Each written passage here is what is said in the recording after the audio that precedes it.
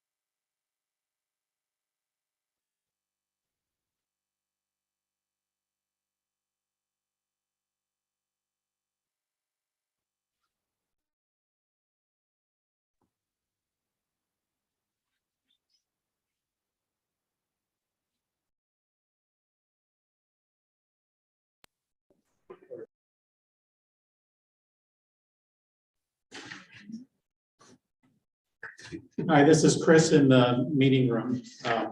We're just waiting for a few more people to come in. I'm going to leave the camera on, but going to go on to mute until you've got a quorum and are ready to start. So hello to everybody. For those folks who are just attendees rather than panelists, you will be able to raise your hand when it comes time for the testimony part. If you need to testify and you're not already a panelist, you'll be able to raise your hand then. Otherwise, you're just limited here to watching and hearing. Thank you very much.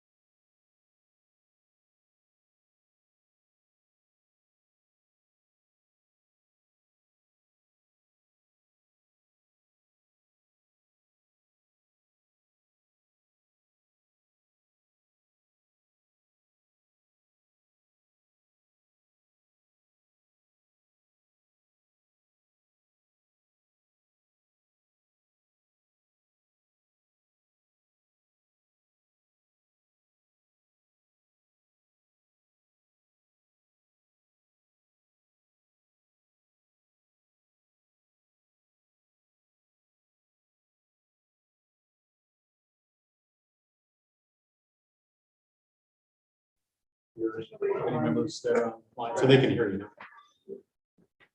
All right, well, I think we are good to go. We go tell Robert real quick that everybody is here. Actually, thank you.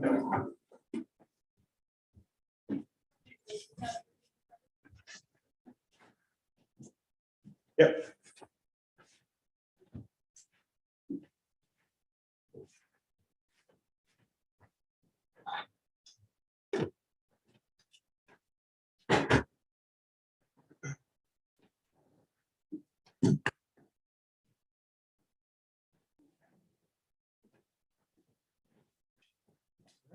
Got a quorum. Are we close enough to the hour? We are at 9:04. We're on it. I'd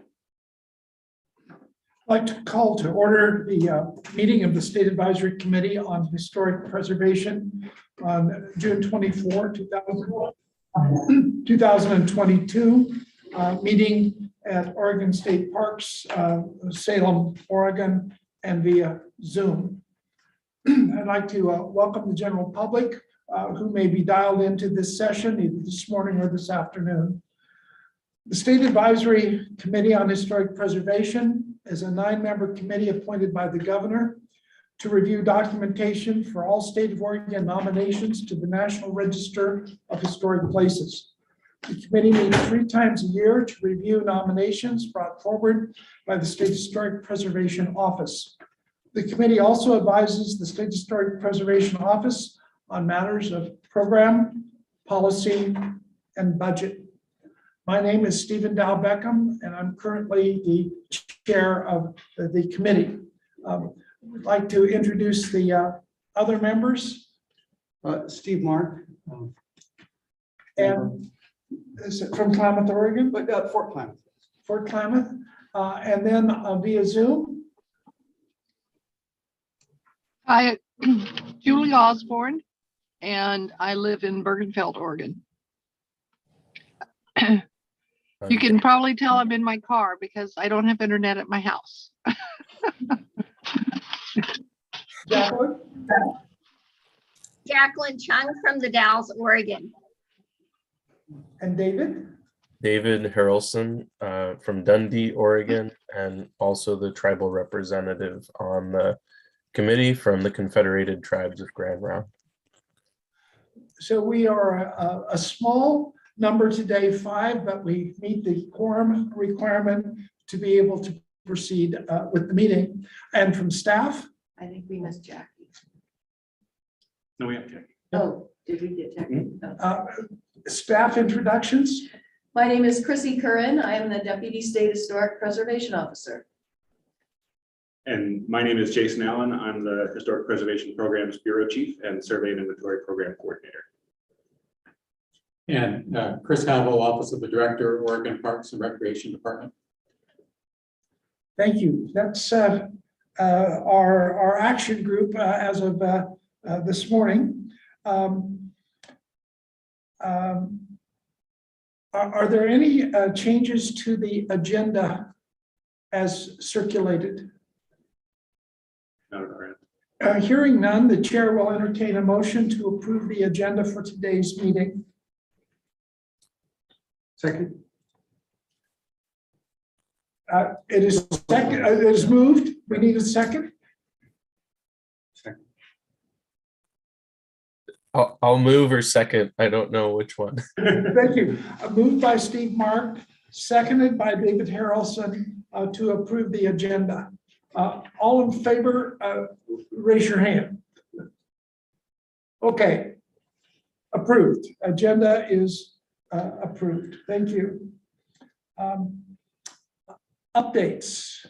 Let's see, I guess we go next to Chrissy, the Deputy State Historic Preservation Officer. Thank you, Chair Beckham. I have a couple updates, excuse me. And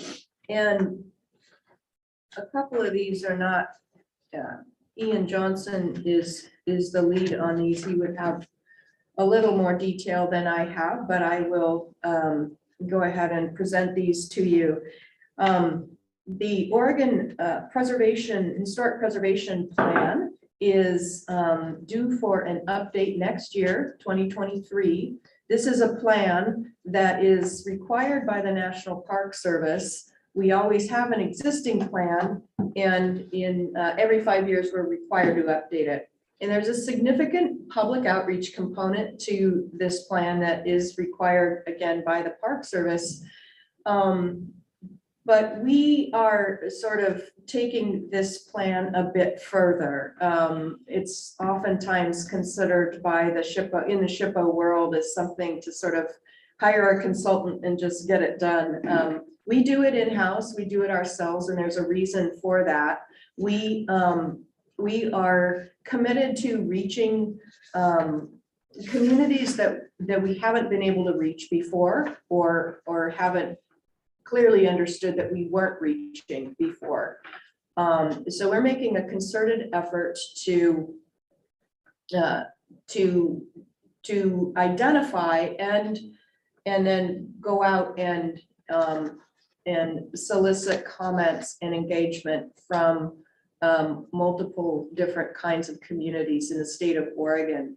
And the purpose of the plan in our minds is really to set the tone for the state as a in a leadership role, but then set a framework within which our constituents and the folks that are really doing doing preservation, the local organizations, local governments, sovereign tribes, people who are really doing that preservation work on the ground, can sort of align themselves with the goals and objectives and resulting in us all working together to sort of meet these common goals.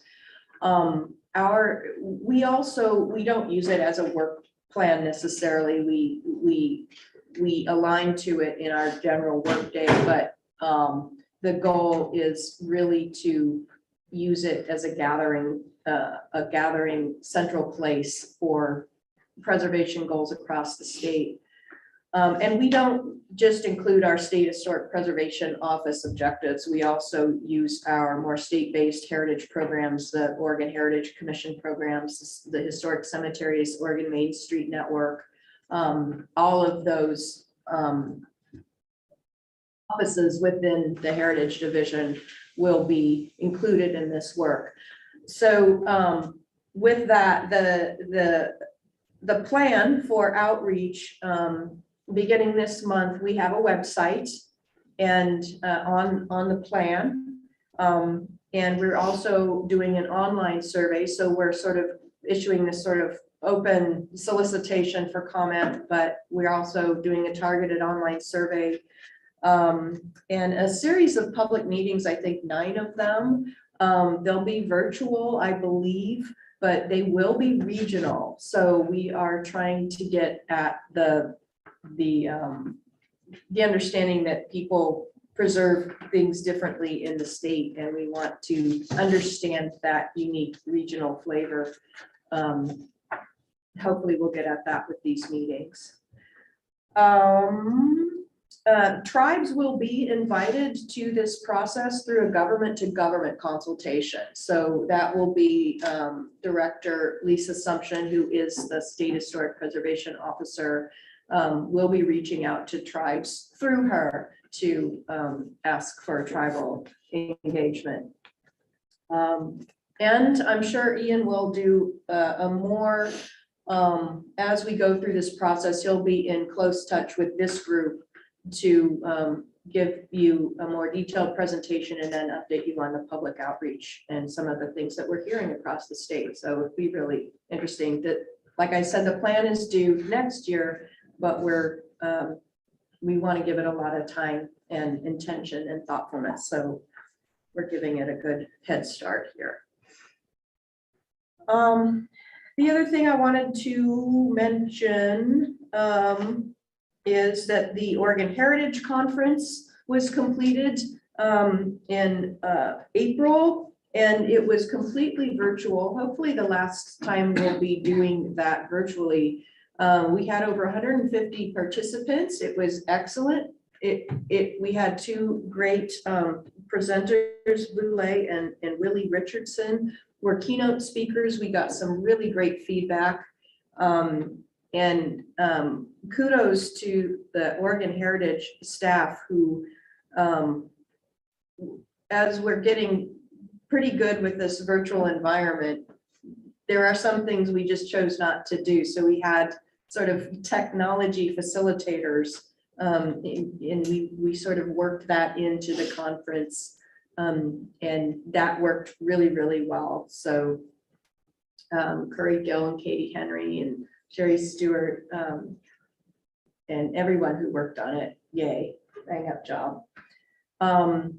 Anyway, what we're doing now is, of course, the Oregon Heritage Awards were a part of that.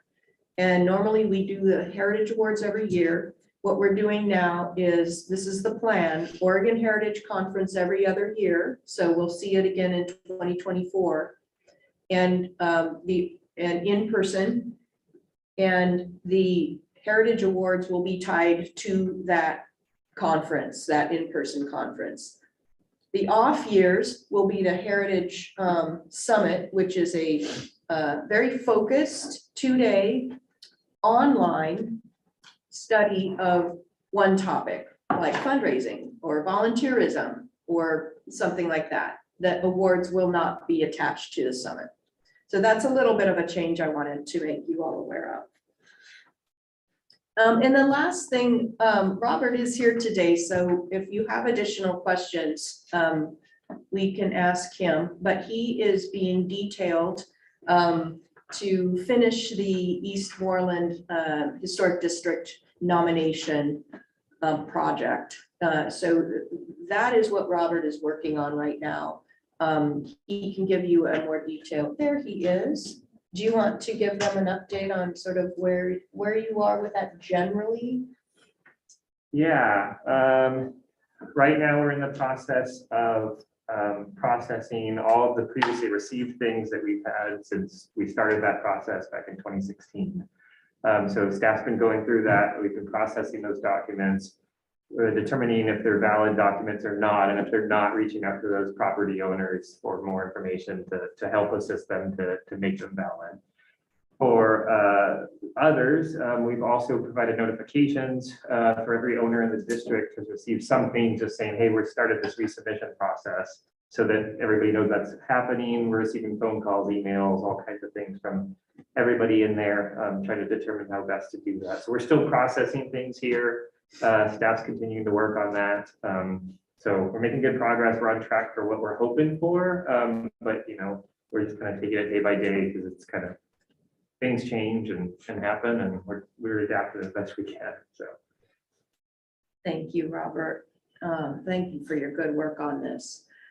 Let's see, what am I just wanted to also say that, again, I'm saying this out loud and hopefully it won't change things. Oregon Heritage is fully staffed once again. We have Rachel Thomas joined us as our Heritage Outreach Specialist, and she comes to us from George Fox College as the archivist there. I finally got to meet her the other day, and it's just a really exciting time for her to be here and for us to welcome her. So welcome, Rachel. And I think that is all my updates at this point. Jason, any updates on statewide inventory? You carry several assignments. No, only that when Robert returns to the National Register program, I'll be fully back to the survey and inventory program, where I'm joined by survey archaeologist Corin Tippett, who joined our staff in January. And she and I have been working on kind of a plan to sort of reboot and reinvigorate that program in order to streamline and make sure that data that comes in gets accessioned into the inventory speedily and accurately, to increase the web presence for documentation and things like that, so that people can get access to them more easily, and to make sure that the data that we have, to the extent that is possible, is online and available. That process we're expecting to probably take certainly the remainder of the year. Hopefully by the February 2023 meeting of this body, we'll have that program well up and running. Thank you, Jason. I'd overlooked it, but we need to approve the minutes of our Zoom meeting on the 18th day of February of 2022. The chair would entertain a motion to approve the minutes. There are 4 pages that were circulated to the committee. Is there a motion to approve the minutes? So moved. Is there a second? Second. Is there discussion? Are there any corrections or additions to the minutes? All right, hearing none. Let's vote. Beckham, yes. Mark, Steve, yes. Mark, yes. David, Julie, yes. yes. And Jacqueline, yes. And Julie? Yes. Okay. The minutes of February 18 are approved as circulated. Thank you. Thank you very much. Our next item, action item, is update from Curry Gill relating to Preserving Oregon and Diamonds in the Rough program. Curry, welcome.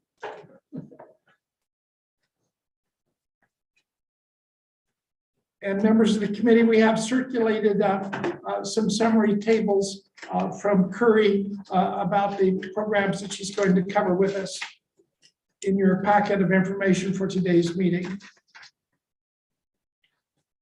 Thank you, and hi, everybody.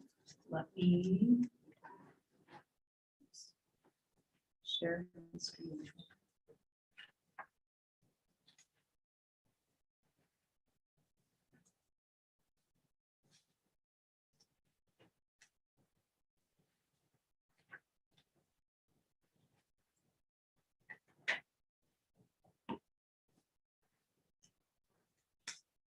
Good to see you all. Thank you for your time today on your agenda. I always like to get to share with this committee the results of our grant programs in which you have a lot of engagement. I will say this year we had a lot of busy SACHP members, so we didn't have as many serve on the grant review committees as we normally like. But we did have Julie available for one of them, and we had other great committee members on them. So I will share who they were as we get to each one. But I did want to share results of 2021, which were approved last year. And these dots are a summary of the locations of both the Preserving Oregon and the Diamonds in the Rough grant programs, which we work really hard for geographic spread of our programs, and I think it shows, so I'm really proud of that. We get a lot of applications from a lot of places, which is always our goal, and they also get selected for funding, so that is very pleasing to me. So starting with Preserving Oregon from 2021, just as a reminder, the Preserving Oregon grant funds preservation of properties listed on the National Register of Historic Places and archaeology projects, and we award $200,000 per year.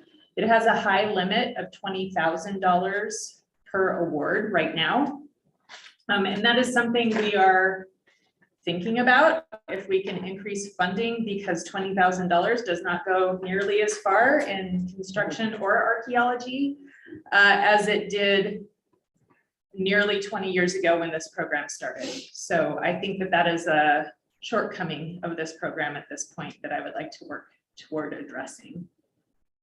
But it still does great stuff. So here's some of that great stuff. And this is an interesting one. We funded the Aurora Colony Historical Society museums, and they have a complex of museums in Aurora, a place that would be a good site visit for you all. It's long been listed on the National Register, but it's a pretty interesting district with a pretty special story. But the roof was the project, and they used a newer product that we're seeing used in other places called CEDUR, C-E-D-U-R. And it looks pretty good. So we're gonna go do a site visit to see what the results of that are, but it has been approved by the National Park Service on some federal projects. And we thought it would be a good test study because it's better for fire protection primarily.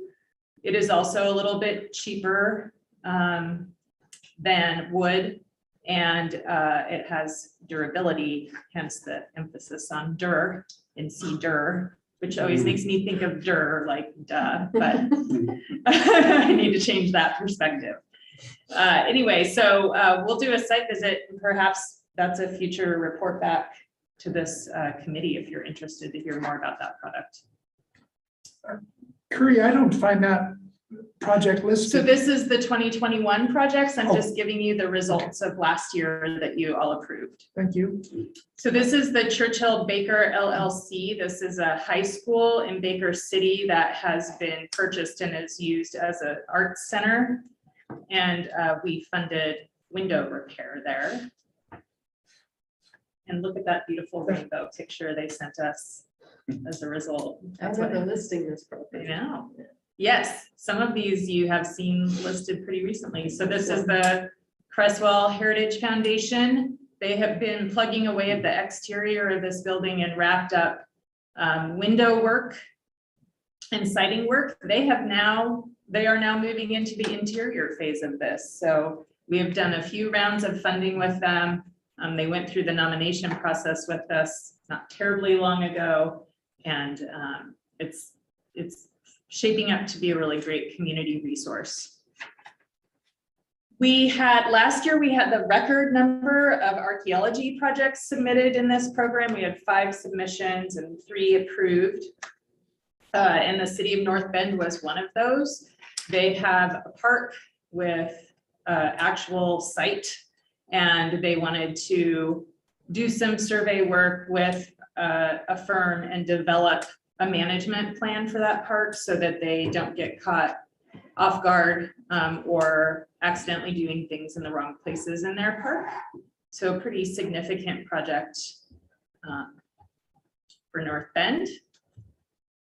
This is in Mount Angel, a privately owned property. They are becoming a nonprofit 501c3, and the corner of the building was essentially rotting, and so it was all like sinking in one way.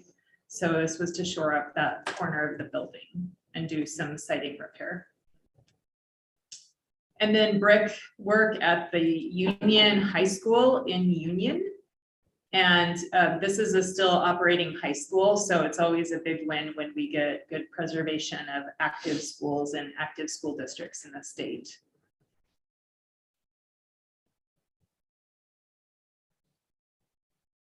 And then we have a property in Malheur County, the Sod House Ranch Cellar. Chrissy, do you know when this one was nominated? Oh, Is this a long time That's ago. okay, that's what I thought. Pretty cool in action pictures of shoring up and repointing this stone building. Curry, is it part of a larger district? Yes. Okay. Yeah.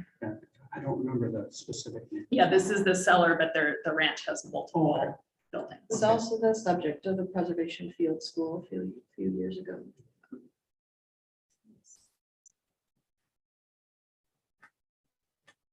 Not the cellar, but one of the other buildings.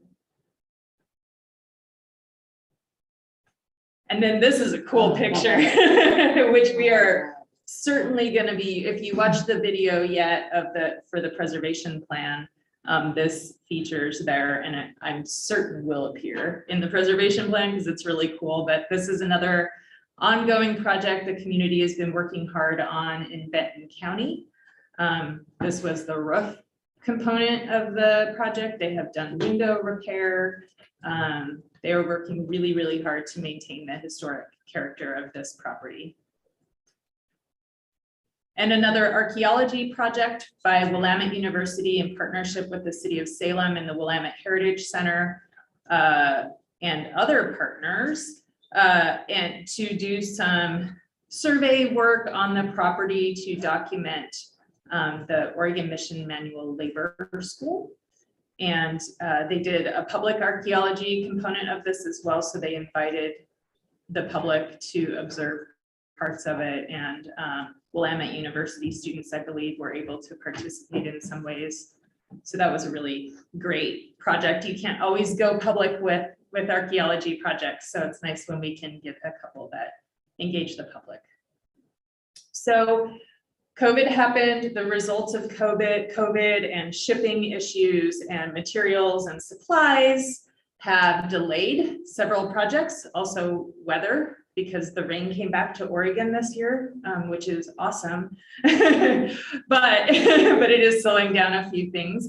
So we do have these 4 projects that still need to report. They have through the end of this month to complete their work, and then we'll report in July. So I don't have reporting for those ones, but they are in progress and will be completed. And the Sula one is very, very close. They're just finishing up final documentation. So, and have shared and presented some of the results of that work already with in their professional associations. So the Diamonds in the Rough grant is the other one. So again, we're going to be looking at last year's awards. We have $75,000 per year for this grant program. This one is to award projects on buildings that are historic but have been altered and they want to bring back that historic character to the facade of the property. We, again, could use more money in this grant program. We have way more asks than we ever have funding to serve. Not all projects are ready to go, but there are often some that we're like splitting hairs to make these decisions. So I don't have any to report this time because this is another grant program. We had only awarded 4 grants, and all 3 of the ones that are still active and we'll be wrapping up in June. I had some partial completions and some pretty neat in progress pictures, but I can add these all in next year when I report to you about this year's grants. The Lincoln City project was canceled. There was a lot of damage to that building. They discovered later that in order to do the rehab work as a whole, they would actually be replacing entirely 3 walls, which is outside of the preservation standards, which are required for this grant program. And so they ended up canceling that grant, but they did it before this decision. So those funds that were allocated to that, we got to use in this round that are proposed today. And then I did want to give you a little update on the Oregon Main Street Revitalization Grant Program. This is not one that you as a committee review, but it does significant preservation work in the state. You may remember last year, the 2021 award was canceled. The legislature had approved the lottery bond sale, but when COVID happened, the lottery sales dropped and there wasn't enough funding to secure those bonds. So those projects were canceled. In last year's legislative session, they approved sort of a makeup funding and $5 million for what they would have approved normally. So we got that money back, I would say. So we were able to award this spring $5 million, and then we know that we have $5 million to award next spring as well in that grant program. And these are the awards this year. We had 36 applications and we're able to award 28. And again, all over the state in downtowns.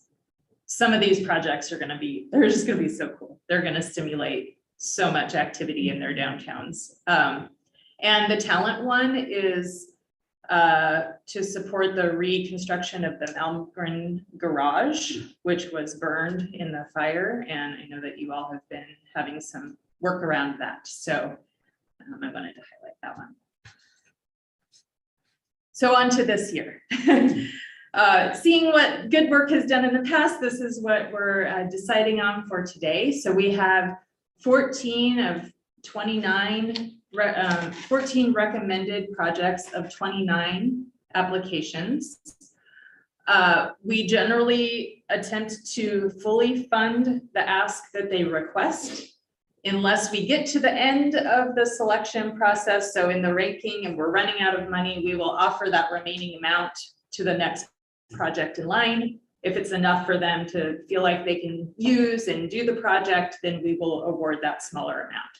So in that case, the Seaport Masonic Lodge is the lower amount. So when you were looking at your sheet, you might have noticed the difference between the grant request and the award amount. That is why there is that difference there.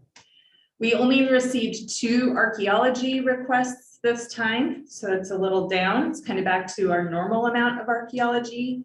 So I need to do a little work of promoting this program. But of those two, they are both recommended in this slate of recommendations from the committee. And I wanted to share with you for the Preserving Oregon grant, we had applications for roofing, structures, windows and doors, structural windows and doors, porches, siding, electrical and plumbing, masonry, ADA, archaeology, and then some others like painting, like massive painting projects or other ones that don't quite fit in those categories.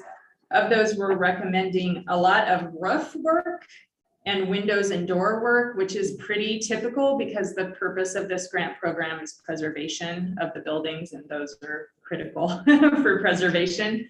But there's also a structural stairway one, a siding one, a masonry one, and then 2 large painting projects.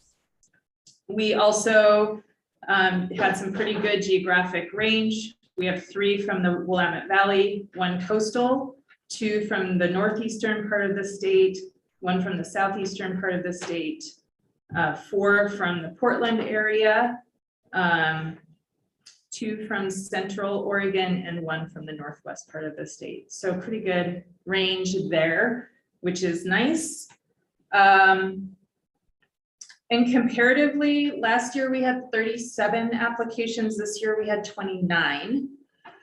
That drop, I think, is because the prior year we canceled both the Preserving Oregon and Diamonds in the Rough, and there were people who had wanted to apply then. So I think that bump up last year was a little bit from that.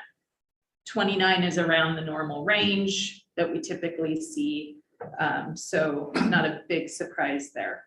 And on the committee, the selection committee, we had Julie Osborne, Kimberly Fitzgerald with the City of Salem. She is their preservation planner and also an archaeologist. So it was nice to have a person that can cover both.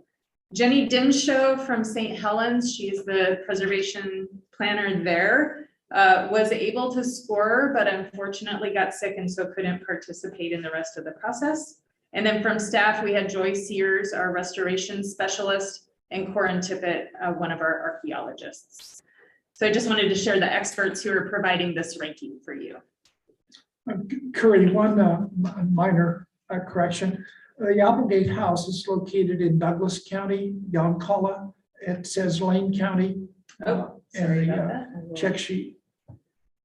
Probably based on who filled out the application. So I will pop in and fix that. Thank you.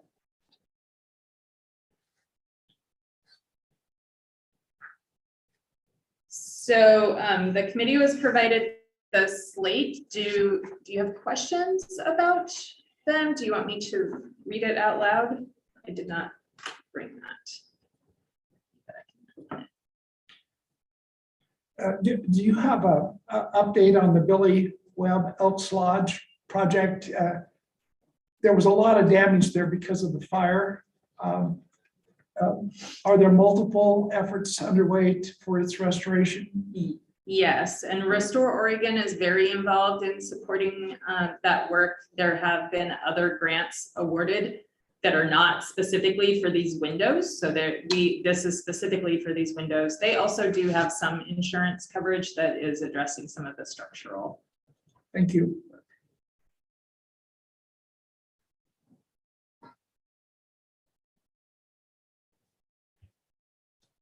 Would you like me to read a list, or does the committee have questions? The next step for this then is we would need approval for the slate from this committee to award the recommendations. All right. And I believe we don't have any members who are directly involved in any of these projects who are here today. There are members who are involved with these projects, but they are not present, so they wouldn't be voting. Julie is unmuted. I don't know if she wants to talk. Okay. All right, so. Julie, did you have comments as you were a participant in the process? Well, just to say that I thought it went very well, and we all had great discussions and had similar viewpoints on the project. So it was pretty straightforward, and I'm glad to see that this is progressing. I would agree with Curry that cost of living increase would be nice, considering how expensive things are these days, but understand dollars are tight. And a lot of the applicants had their overbatch was extensive, so that was good to see. Anyway, I thought it went well. Okay, the chair will entertain a motion for approval of the 2022 Preserving Oregon grants as laid out on pages 1 and 2 of the document circulated to the committee. Is there a motion? I move. David has moved. Is there a second? Second. Seconded by Steve Mark. Any discussion? Okay, let's vote. Steve? Yes. Stephen Beckham, yes. Julie? Yes, Jacqueline? Yes, David? Yes. The proposal is approved. And Curry, thank you very much on this. I see a really healthy geographical distribution across the state, and I just regret that there's not more money available for these wonderful projects. Thank you. And then we do have the slate for Diamonds in the Rough. So quick little summary of Diamonds in the Rough. Again, we have five recommended projects of 16 applications. So again, woefully underfunded program. There's a lot more demand than we have funding to award. We did get to add that additional funding from the canceled project this time, which is why we have the 5. And again, we had a project that is up for partial funding because of the break point of the funding, and that is the Mercy House project in Albany. So that's where you see the difference between the grant request and the grant award recommendation. And for that grant program, we had applications from Willamette Valley, and we're recommending 2. So we had 10 from the Willamette Valley and 2 that are recommended for funding, 2 from the coast, and 1 of those is recommended for funding, 2 from the northeast part of the state, 1 of those is recommended, and 2 from Central Oregon, and 1 of those is recommended. So there's at least 1 from each of those categories of where we received applications. I will say we often receive applications from downtowns that are participating in the Oregon Main Street Network. This is a nice fit with that program. Members of the review committee were Tracy Schwartz, who used to be in our office. She is now a consultant and also works for the Army Corps, so she did it in her role as a consultant. Kevin Teeter, who is a downtown manager, Main Street coordinator. And then from Oregon Heritage, our staff, we had Jessica Gabriel, who is one of our compliance reviewers, Joyce Years, our restoration specialist, and Sherry Stewart, our Oregon Main Street Network coordinator.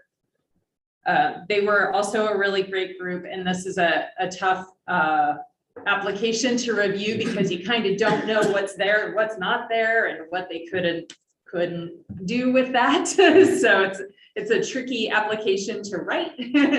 So thank you to everyone who applies and then also to review. And last year we had 20 applications. This year we had 16. So kind of similar range of applications. And so we have this slate, and I'm happy to answer questions if there are any before a motion. I have a question. My recollection is that the nomination for the Greyhound station in Eugene was withdrawn. That is correct. So it is not on the National Register, is that correct? Correct. And with this grant program, this is the Diamonds in the Rough. That is not required. And in many cases, they're not eligible until they do this work. So this is the facade restoration. Okay. Yeah. I asked, that's a familiar building. I took a lot of bus trips out of that depot in my high school and college years. Any other questions or comments for Julie? Anyone on Zoom? Thank you, Julie. Here, we'll entertain a motion for approval of the Diamonds in the Rough grant awards for 2022. Need a motion? Motion. Motion made by Steve Mark, seconded. Any further second it. discussion? I did have something I wanted to add, which is it sort of relates to another committee that I serve on, but it's a real appreciation that Sherry from the Main Street program is serving on the Cultural Districts Task Force that is being led by the Oregon Cultural Trust and Arts Commission. So some of you know that I also serve as an Oregon Arts Commissioner, and I'm serving on that body, and it's sort of looking at some of these models around the country that have cultural districts and they often work in tandem with Main Street programs and with other funding pools. And it's really helpful to have Sherry serve on that body, because it's bringing in like this body of work and how you all are integrating this type of work into Main Street.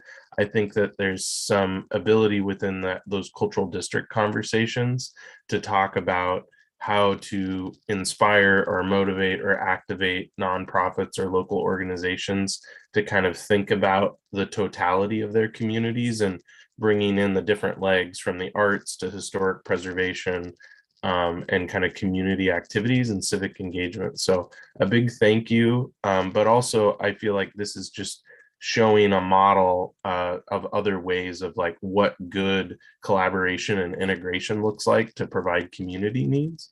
So just a huge thank you to the staff, but also, you know, a tip of the hat and thank you for letting Sherry serve on that cultural district task force. Thank you, David. Any other comments? All right, let's proceed with the vote on the approval of the Diamonds in the Rough Grant Program for 2022. Stephen? Yes.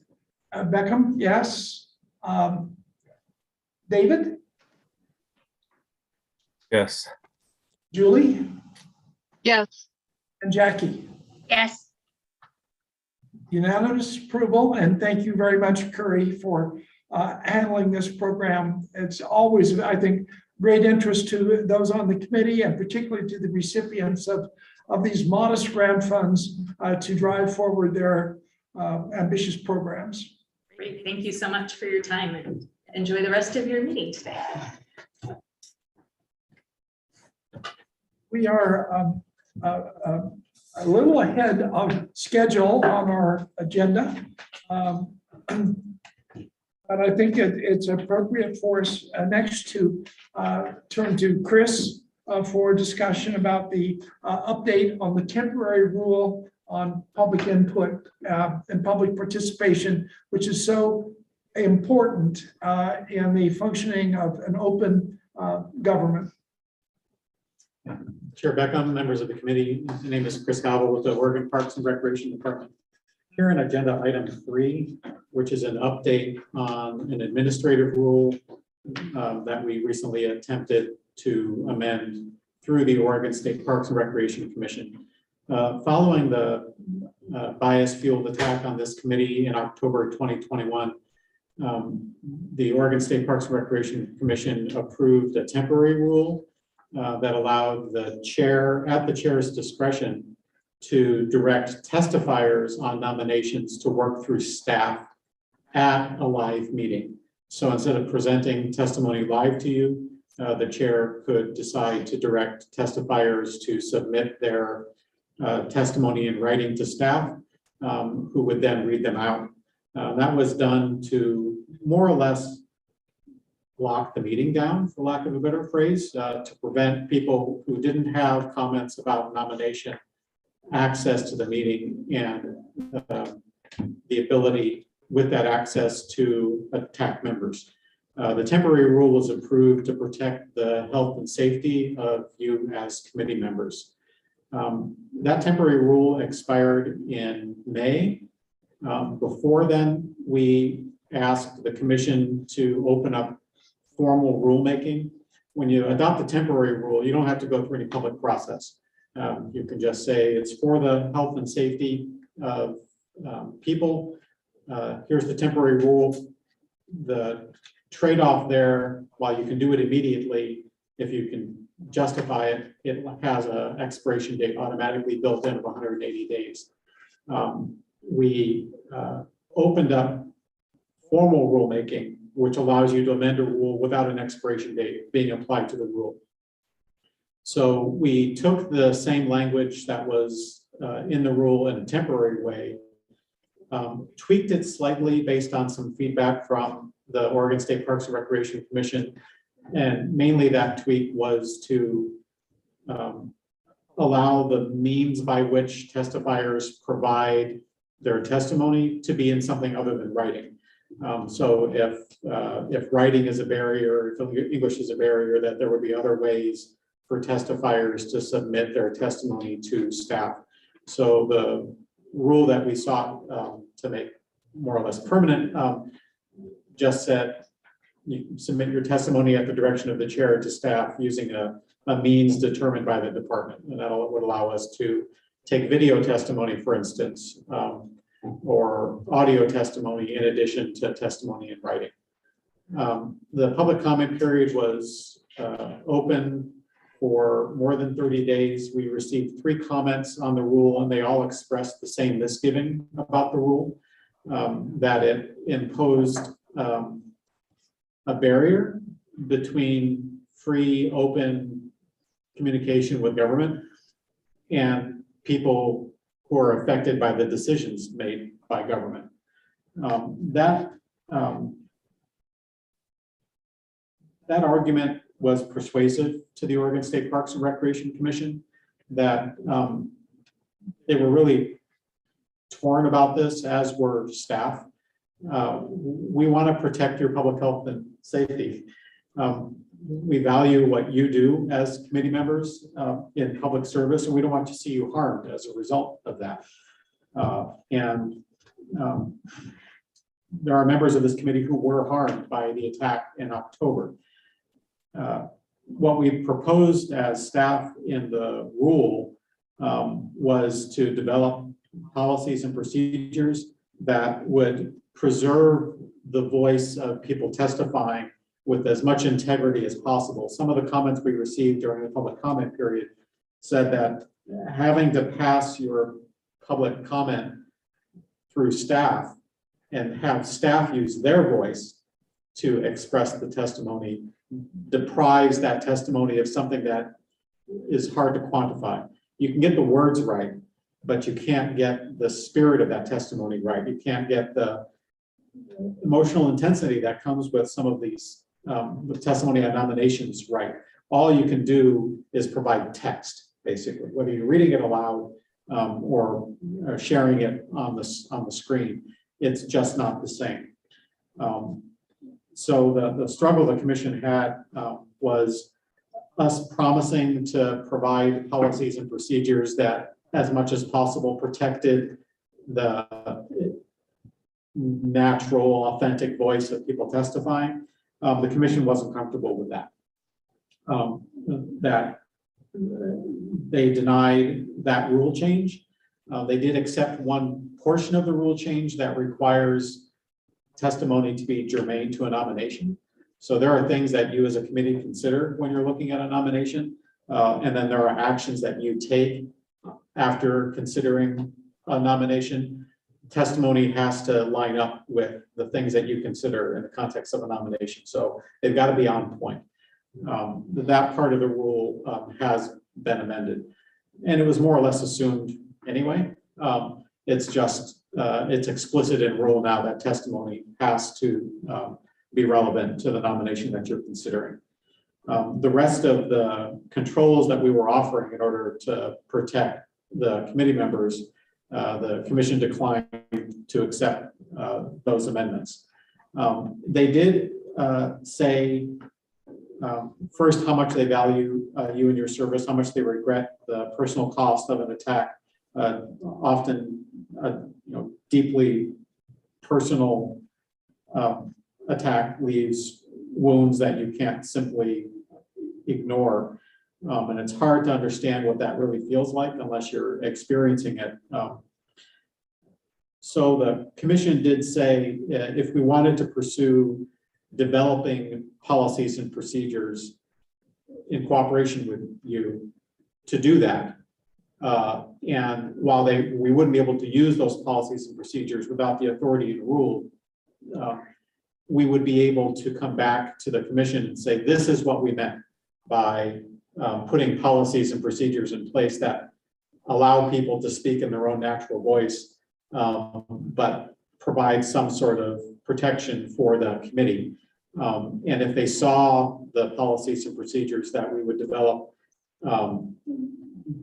they might authorize reopening rulemaking and going back through the process again to put those things into place. But just sort of putting limits in place without knowing how they're going to be executed, it didn't feel like an especially transparent option, and it smacked of sort of controlling free speech before the speech actually happens. So before an attack, locking things down to the point where it not just, it does protect the committee members, but it unduly restricts people who have legitimate testimony that they want to offer. And the commission didn't feel comfortable doing that. So, so I do regret that we're not able to offer an amended rule. The meeting that you're experiencing right now reflects some of the changes that staff have already made to these meetings. You'll notice there is no chat, there is no Q&A section. People who join as attendees have no power to address the committee. They can't share their audio, they can't share their video, they can't control the name that they appear under in the attendee list. They can't change the little icon that appears next to their name. So in essence, there is no way for a person who doesn't have permission to share and to really speak to the committee in any way. When it comes time for testimony later this afternoon, we'll be taking people out of the attendee pool and moving them into the panelist pool and giving them the full power to share with the committee. If for some reason a person went off the rails and either attacked the committee or wandered too far afield, staff will be constantly monitoring and have the ability both to silence and to remove people from the meeting and keep them from coming back. We had some practice with this yesterday, and I had the pleasure of kicking Jason out of a meeting. So that's where we're at, is the procedures that we have in front of you now for these hybrid meetings where we're open to online attendance, but you also have a room here. This is more or less the way these meetings will run under the current rules, and we can continue this indefinitely. The other change that staff make is to make sure that your subject matter experts with the Hawaiian Heritage staff don't also have to be monitoring the meeting and running the meeting and trying to do too many things at once. That kind of distraction is what opens the door to the abuse that you saw in October. There are improvements that we have made and that we're able to continue to make in order to accommodate hybrid meetings, which just as a reminder, if it's at all feasible for us to offer remote attendance, we're required by law to do it. There are times when it won't be possible because of some technology limit on the venue where you're meeting. But in a place like this, we're sitting in Salem, we have good internet access, we have a beautiful owl camera that is not at all creepy. We're able to do it. We must do it by law. So that will continue to be the case as long as that law is on the books. So that's my update for you. I'm interested in your discussion, even though you don't have a full group here, and I will be reaching out to the members who aren't here today to ask them these same sorts of questions. What would you like to do? Would you like to see us develop policies and procedures that act as if that rule is in place, just so that y'all can see what it looks like if we were to more tightly control these meetings? Or do you want to let the status quo run for a while and see how these hybrid meetings work? Once again, knowing that this is a very personal decision, there's no right or wrong here. Because you're not a full group here today, this conversation doesn't end here. I will have it individually with the other members. I have to be careful when we do that because you can only make decisions in a quorum setting. So I might be doing some research and gathering information from other committee members, but you have to be careful not to imply that that's carries the weight of this full group's decision-making powers. So open to questions, discussion, anything you like.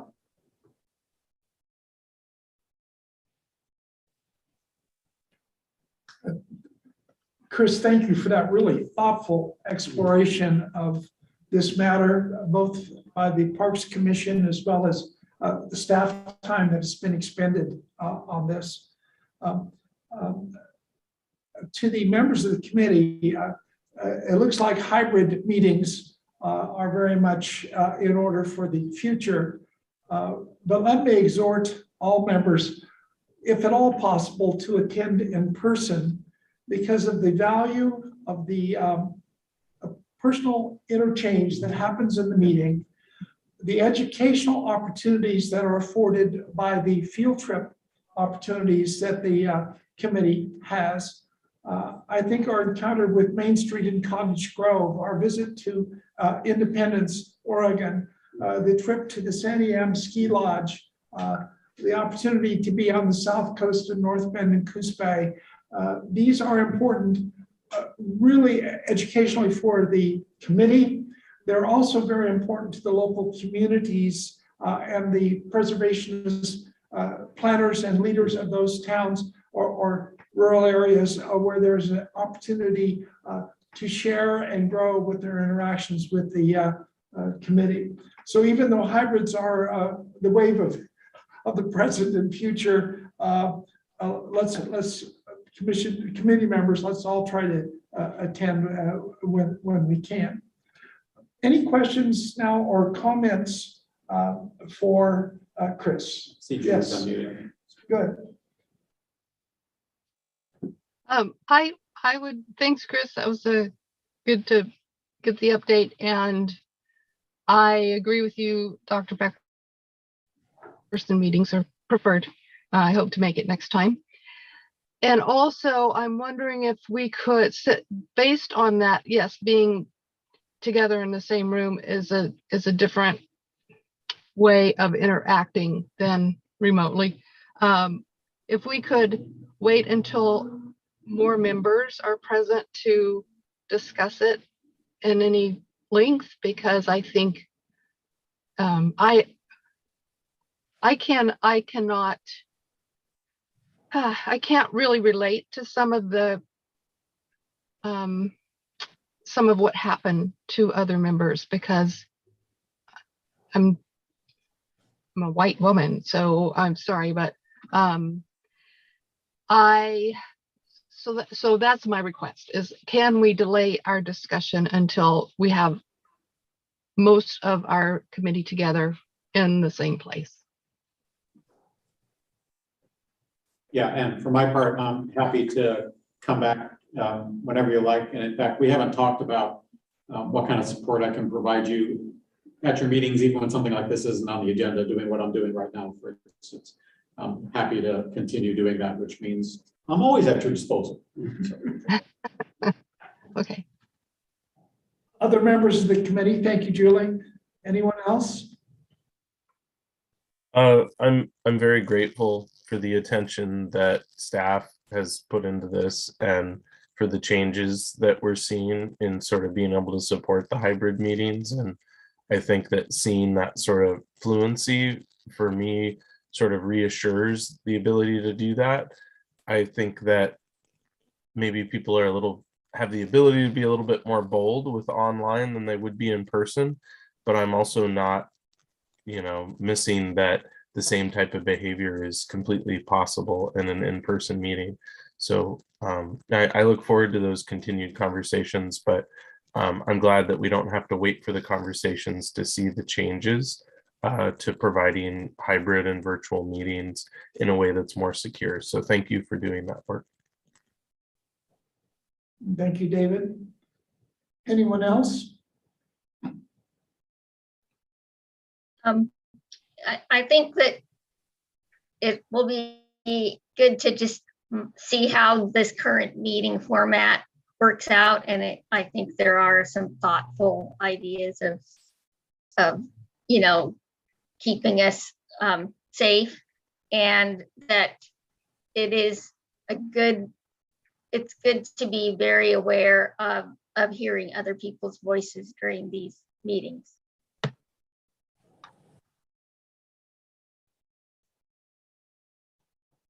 Well, thank you, committee members, and Chris, for your thoughtful presentation. And it looks like the committee would like to have more dialogue about this at future meetings, and that's entirely appropriate. Great, look forward to it. At this point, the committee will adjourn for a field trip And I must say, I received the instructions about not having an open toe shoe. And I didn't even know what that was. I have never had an open toe shoe. So I wore my heavy clunkers today. All right, Jason? Perfect, thank you. Chrissy? Chair Beckham, since we're running ahead of schedule, I wondered if I could add a couple items to my Deputy SHPO update. Indeed. Okay. We actually have a little video, only a couple minutes long, and I'm not sure how to make this work, but I thought maybe we could show it. Can we do that? Easily. So you Okay. can, if you have it on your laptop, you can share. You just need to make sure as you're sharing, you click the share audio in the bottom left-hand corner before you do. So it. it's on our webpage. In the meantime, while Jason. You know where it is? While Jason spins that up, I want to make a couple of announcements. We are a body, you are a body of people who are deeply involved in your fields, very passionate about what you do, and are reluctant to sort of toot your own horns. But there are some horns that need to be tooted, I feel. And our committee member who isn't here today, John Arroyo, recently received the Whiting Public Engagement Fellowship, which is a competitive national grant program to create a series of short documentary films on the history and housing of migrant Latinx workers in Oregon. So in our next meeting or anytime between that, shout out to John for what will be a great project. And it's very competitive, so yay him and his project team. And the second one, make sure it's not going to go before I'm done, because it will. Okay. The second one is our esteemed chair, Steve Beckham, who in May received the 2022 coveted McMath Award for his significant contributions to the state of Oregon in the field of historic preservation. So congratulations, Chair Beckham. Thank you. And with that, let's see if we can get this little video to share here.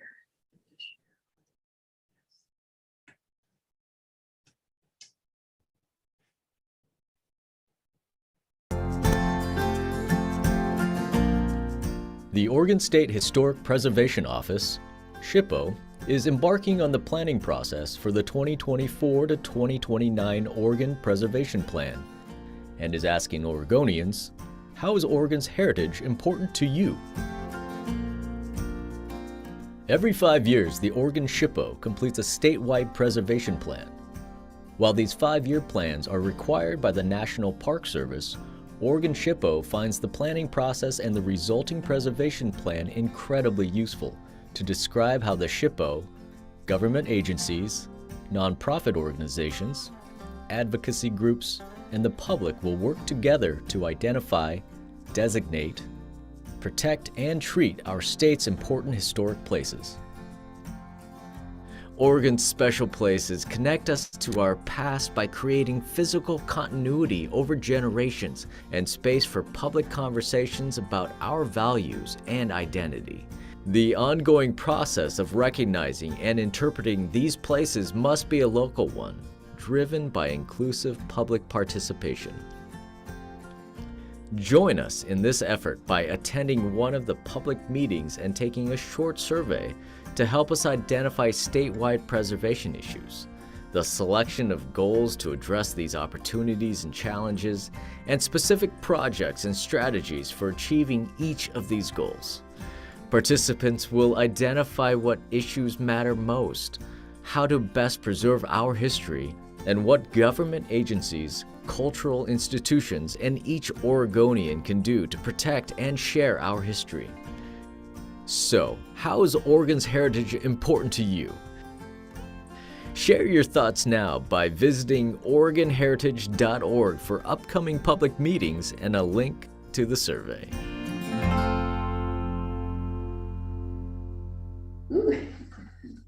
Ooh, was the guy who narrated that? Somebody who works at the place who put it together for us. Wonderful choice of visuals in That was there. pretty Yeah, cool. Yeah. it's great. So with that, my updates are complete. Okay. And I think we can. Thank you, Chrissy. Well, that was a really nice introduction for our field trip. So, Jason, our agenda then is to walk. No, we have a van. Oh, a van, But we're okay. not expected until 11, so we've got a little bit of time to stretch your legs, use the restroom, that sort of thing before we. Eat a So there's take off. Curry, Eat a snack. there's snacks and coffee. Okay, Yes. great. So the meeting goes into a temporary adjournment until we reassemble at 1 p.m. Correct. Thank you.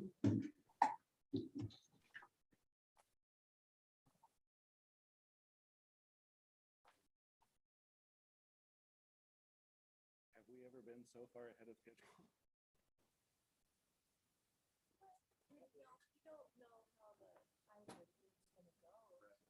I mean, if this is the biggest hiccup we have, so we're doing it right. I wonder, we could go down earlier and see the stuff that's happening. Library or the Justice Building, or not the Justice Building, the Capitol. I mean, there's stuff you could see that's happening.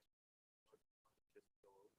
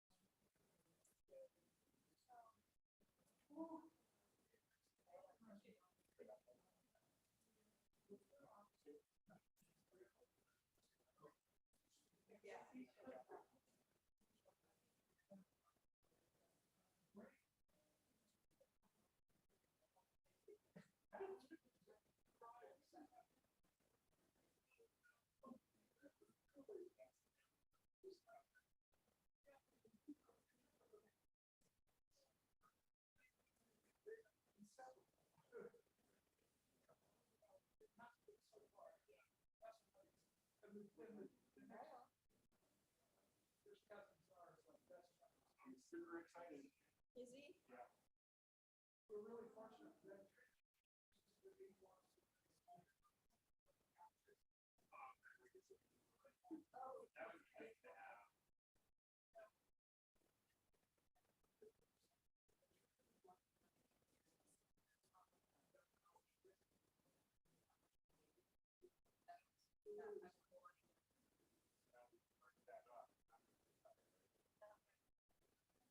We already.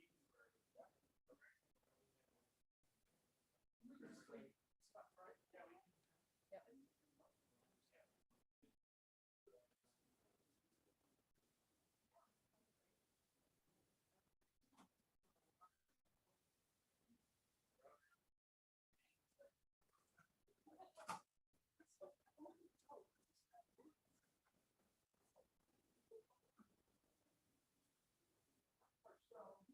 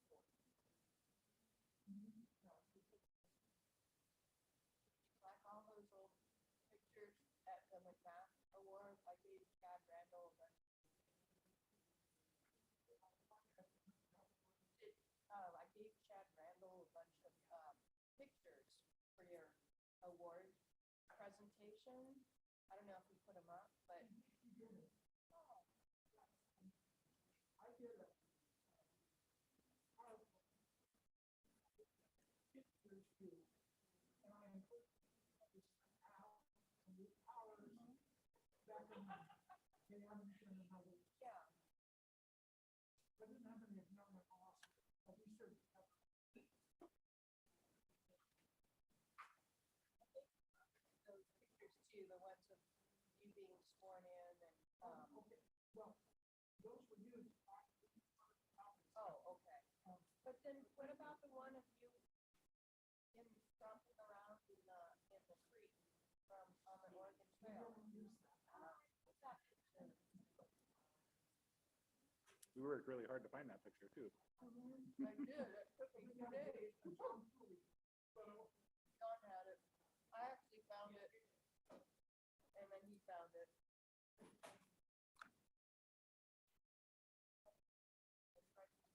They were amazing.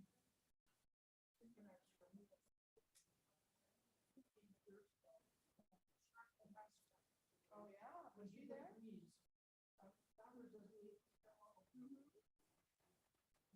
Yeah, I haven't seen him for sure. Was Mike Chesky there? Oh. They're living in Warsaw.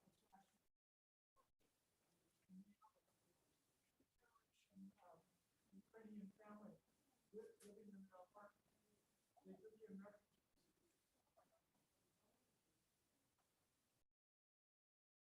They moved from London to Warsaw.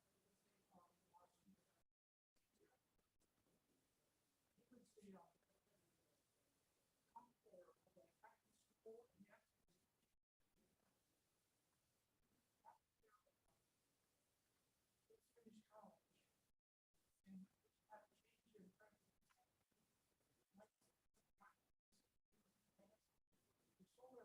Oh. Yeah, she's at ODOT.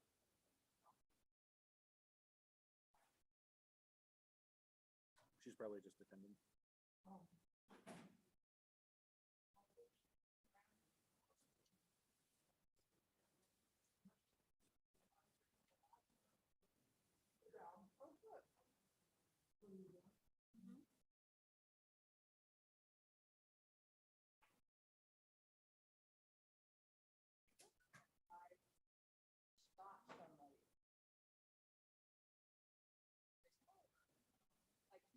Sort of a know-it-all.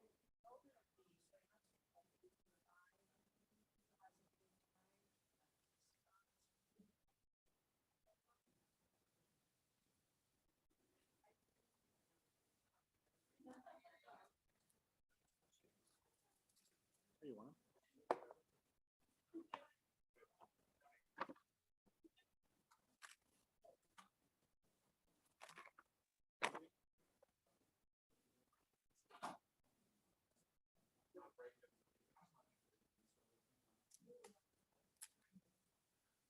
Well, we can.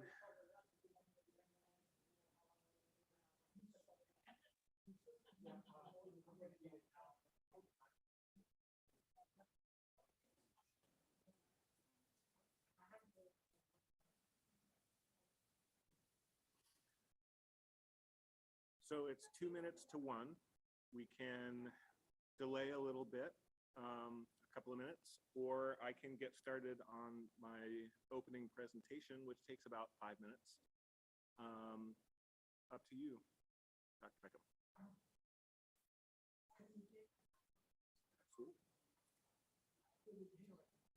Okay. For those of you joining us online, it is just before 1, it'll be 1:05, somewhere in that range, before the meeting gets back up.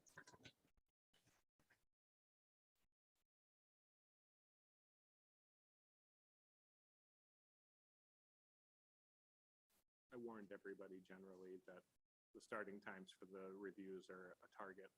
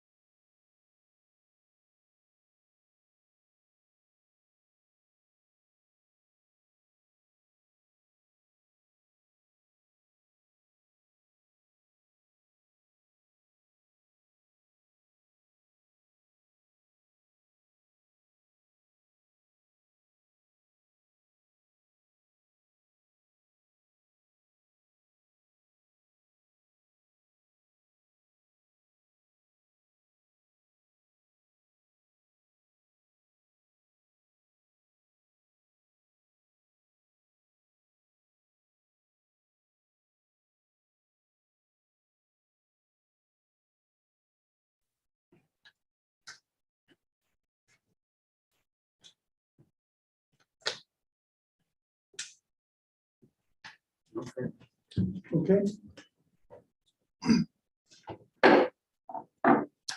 I'd like to call to order the afternoon session of the State Advisory Committee on Historic Preservation meeting in Salem, Oregon on June 24, 2022.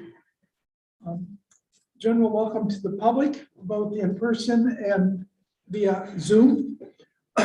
The State Advisory Committee on Historic Preservation is a 9-member committee appointed by the governor to review documentation for all state of Oregon nominations to the National Register of Historic Places.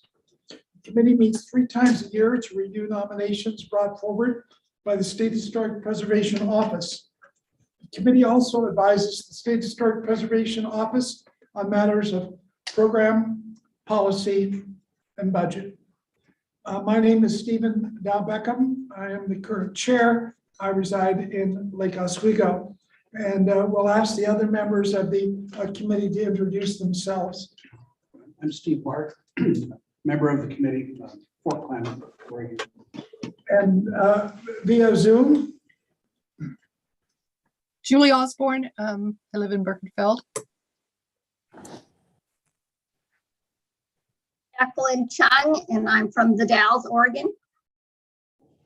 David Hurlson from Dundee, Oregon, and also serving as our tribal representative on the committee with the Grand Round tribe.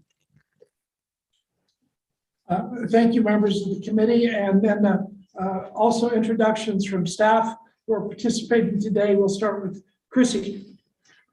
Good afternoon, I'm Chrissy Curran. I'm the Deputy State Historic Preservation Officer for Oregon.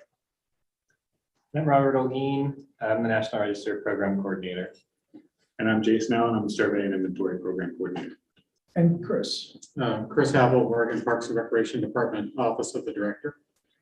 And Chris, will you share with all of those who are dialed into the meeting or in the room today our rules of procedure under the regulations of the State Park Commission about public participation? Yes, today, after staff presentations on each nomination have finished, there will be testimony. I recommend that we start with the people in the room. There are preparers online as well, so I don't know what you normally do is yours and then the preparer and then public testimony. Is that what you normally do? Typically, yeah, I'll do an introduction and I'll note whether the preparer is present and then Chair Beckham invites them. Okay, do you do that before you do the public testifying? Yes. Okay, so there'll be a staff presentation, any comments from the preparer, and then when it opens up for public testimony, we've got some people in the room. We'll start with you folks. If you're here to testify. And then if you're here online and you'd like to testify, just to raise your hand there in Zoom, and I will call on you in order that way. Back to you, Chair Beck. Thank you, Chris. Jason. Yes. Okay, so I need to share. Right.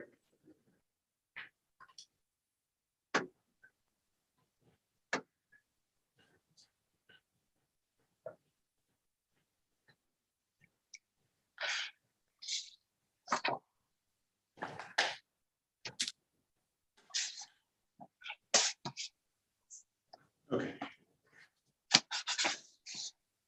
Do that.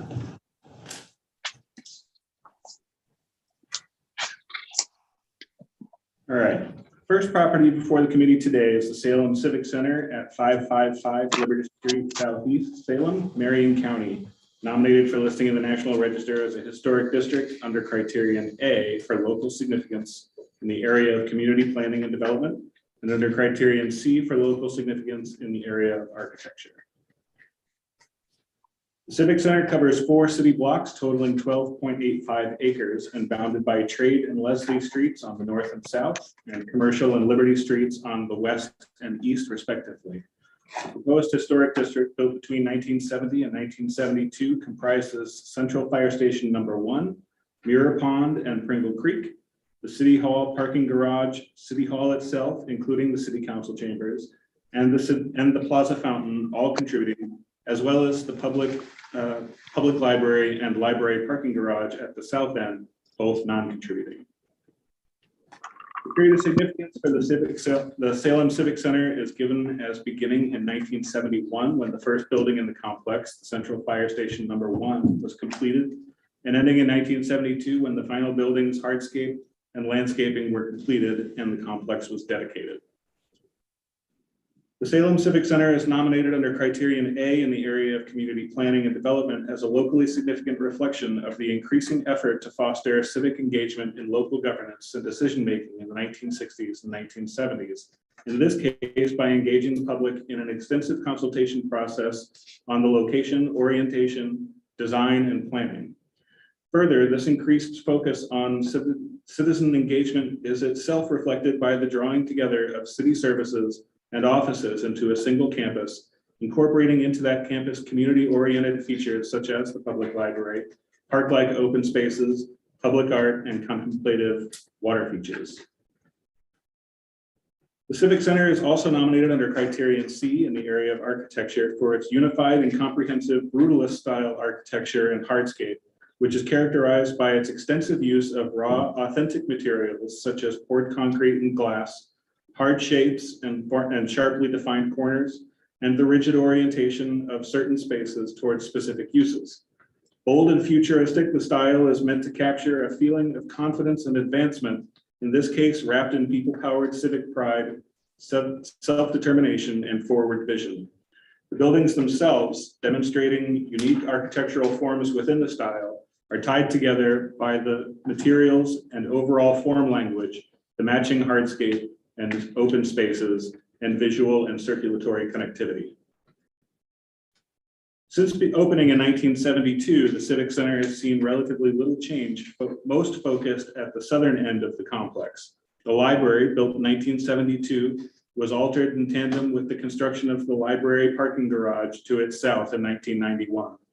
At the same time, a new primary entrance was added on the south elevation facing the garage, along with an added auditorium, children's area, and north mezzanine the north mezzanine and breezeway were enclosed with large windows. Seismic upgrades undertaken in 2020 to 21 included the addition of full height concrete shear walls on portions of all 4 sides, and the removal of large concrete bay walls with their replacement with new window bays. All of these have left the library non-contributing to the district, even while it continues to share the overall brutalist design and use of simple materials. In summary, the Civic Center, Salem Civic Center, completed in 1972, is nominated as a historic district with local significance under criterion A in the area of community planning and development, and under criterion C in the area of architecture. Questions before the committee today include whether or not the nomination successfully makes the case for significance under both areas of significance within the areas of significance identified, whether the proposed historic district has sufficient integrity to convey its significance under those criteria. And finally, if the nomination is complete, supports assertions and is factually correct sufficiently to recommend that the State Historic Preservation Officer move forward the nomination to the National Park Service. The preparer, Tracy Schwartz, is in attendance and available to address any questions the committee may have. Are there any questions for me? Very well, I yield back to the chair. Thank you, Jason. I neglected to read into the record a couple other elements that are before the committee today. The National Register of Historic Places is the nation's official list of district sites, buildings, structures, and objects significant in American history, architecture, archaeology, and culture. The records are maintained in Washington, D.C. by the National Park Service under the authority of the National Historic Preservation Act of 1966. Over 2,000 properties listed in all 36 counties of Oregon are listed in the National Register. Oregon listings presently include 154 historic districts. In order to qualify for listing in the National Register, a property must possess and retain historic appearance and be historically important at the local, state, or national level. A property's historic importance is determined through one of 4 criteria identified by the National Park Service. These criteria are association with events that have made a significant contribution to the broad patterns of our history, association with a preeminent individual, displaying distinctive characteristics of type, period, method of construction, or work of a master, or contains the potential to yield important information on prehistory or history. The review process is limited to the consideration of these criteria and whether or not the document is technically complete and correct. When the committee determines that a nomination is eligible for listing, it recommends that the State Historic Preservation Officer sign the nomination and forward it to the keeper of the National Register in Washington, D.C. for review and listing. Nominations not meeting the listing criteria are either tabled to allow the applicant the opportunity to revise the nomination or not recommended for listing. Do any members of the committee have a conflict of interest in this nomination on the Salem Civic Center? I hear none. Okay. So I believe we're at the point where the preparer of the nomination is invited to come up and share with us additional insights about this nomination. And thank you very much for the tour that we received this morning. Yes, thank you guys for attending. I just want to say really quickly, Liz Carter, who's on the call, prepared a couple nominations, was my National Register instructor, professor in grad school. So Liz, I hope I do you proud and remember everything you taught me. I don't have a lot to say about the nomination itself. Instead, I want to highlight something about why this nomination is before you today. Oh, sorry. My name is Tracy Schwartz. I live at 3022 Southeast 73rd Avenue in Portland. And with that, I will highlight why this nomination is before you today. And that is because the City of Salem, Mayor Bennett and other leadership at the City of Salem requested that it be listed.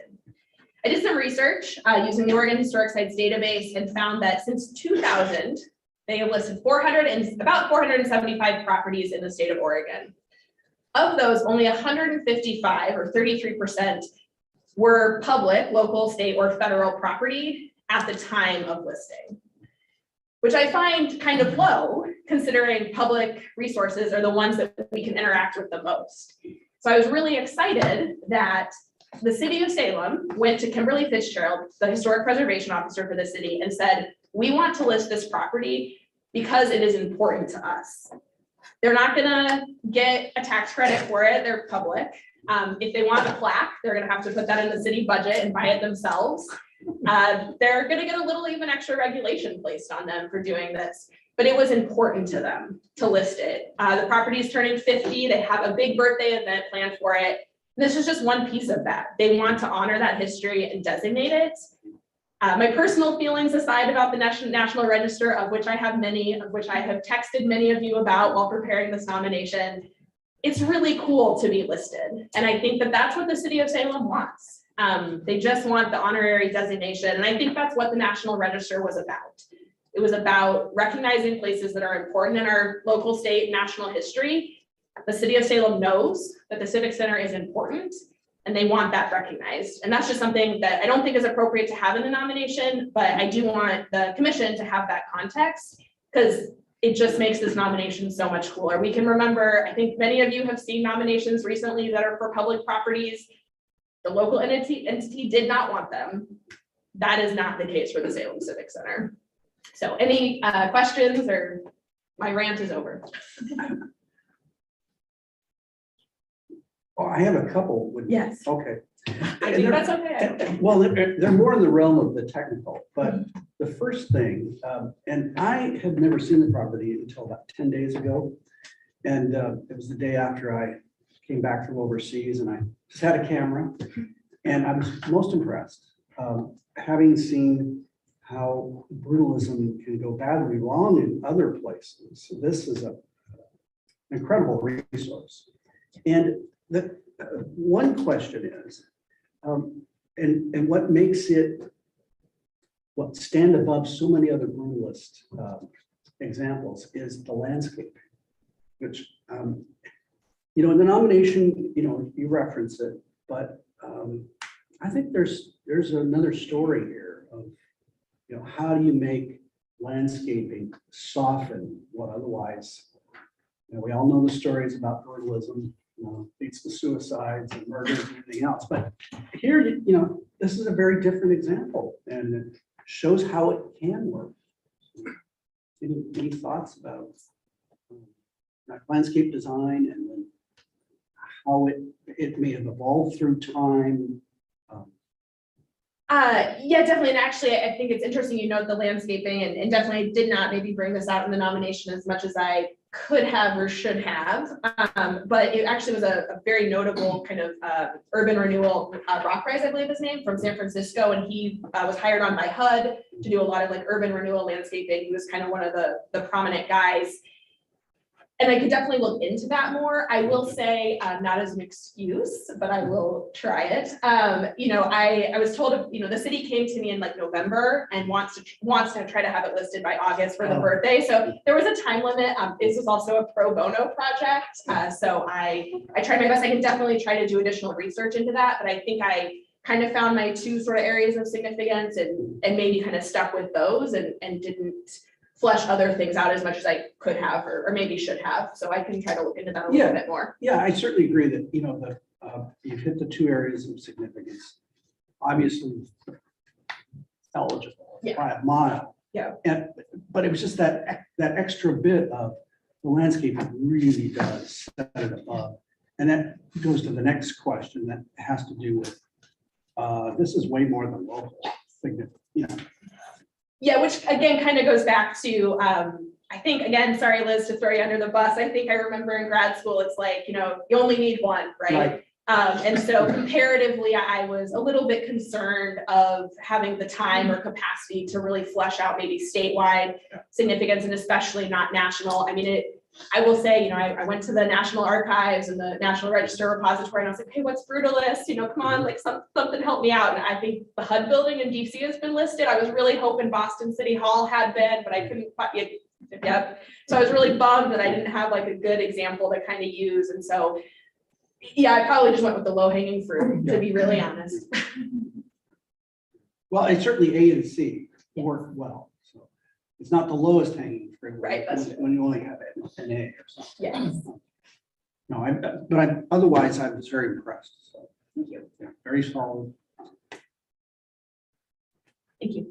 Thank you, Tracy. And the committee will now deliberate, and if there are other questions, we'll address them to you. Steve, do you have further comments since you are lead? Yeah. You've raised two concerns. So. Yeah, and I think the landscape is important because it does tie with the emotions. In that you get on site and hey, brutalism could actually be cool. Yeah. I went to a high school that had that, at least echoes of it. And we all grown up in that period where brutalism has been around us. Public comment before you deliver. And think about some of the really bad examples. Yes, I will. So this is an opportunity before the rest of the committee, then comments. Thank you, Steve, for the introduction, and Tracy. Are there members of the public who would like to comment on this nomination? If so, indicate to Chris. Right, anybody in the room? Is there anybody online who'd like to comment on the nomination? If so, just raise the hand there in Zoom. Okay, I see none. So members of the committee, Jacqueline?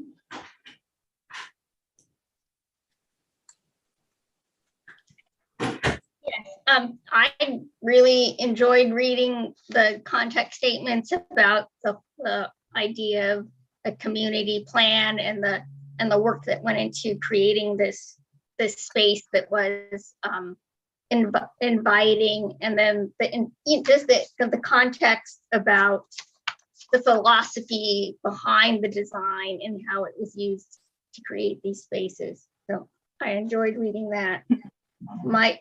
And I just had a couple of little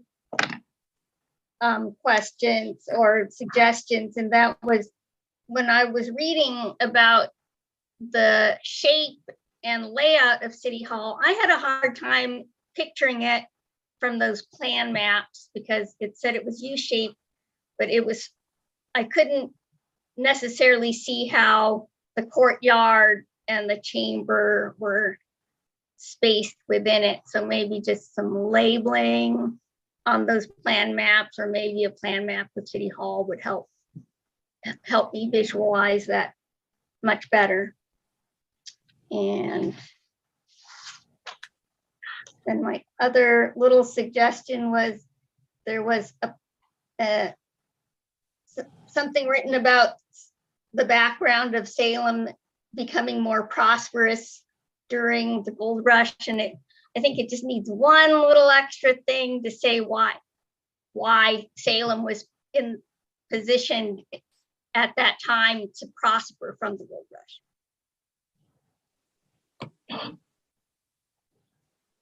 Thank you, Jacqueline. David? Thank you for this submittal, and it's good to hear that, you know, City of Salem is kind of calling for this. I found reviewing brutalism architecture and landscape layout really enjoyable, and that's as your non-architecture person.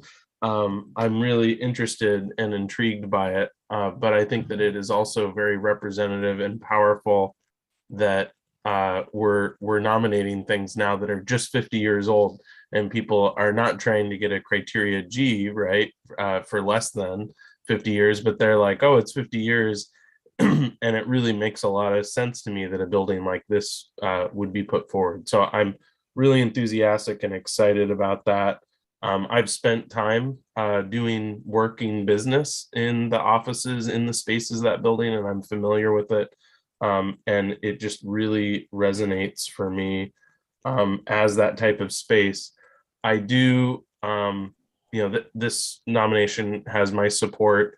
I think I'm left with being so enthusiastic about it that of course I want more, but I don't think that more is necessarily needed in order to get it nominated.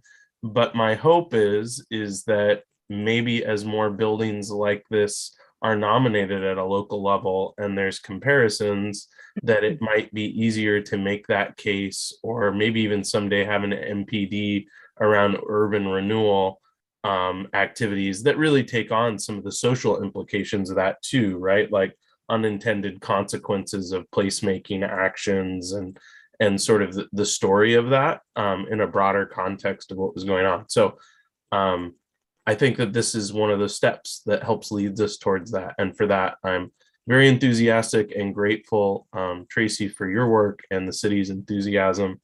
And I do not have edits to request. Thank you. Thank you, David. Maybe I missed it in the write-up, Tracy, and if I did, you can help me on this.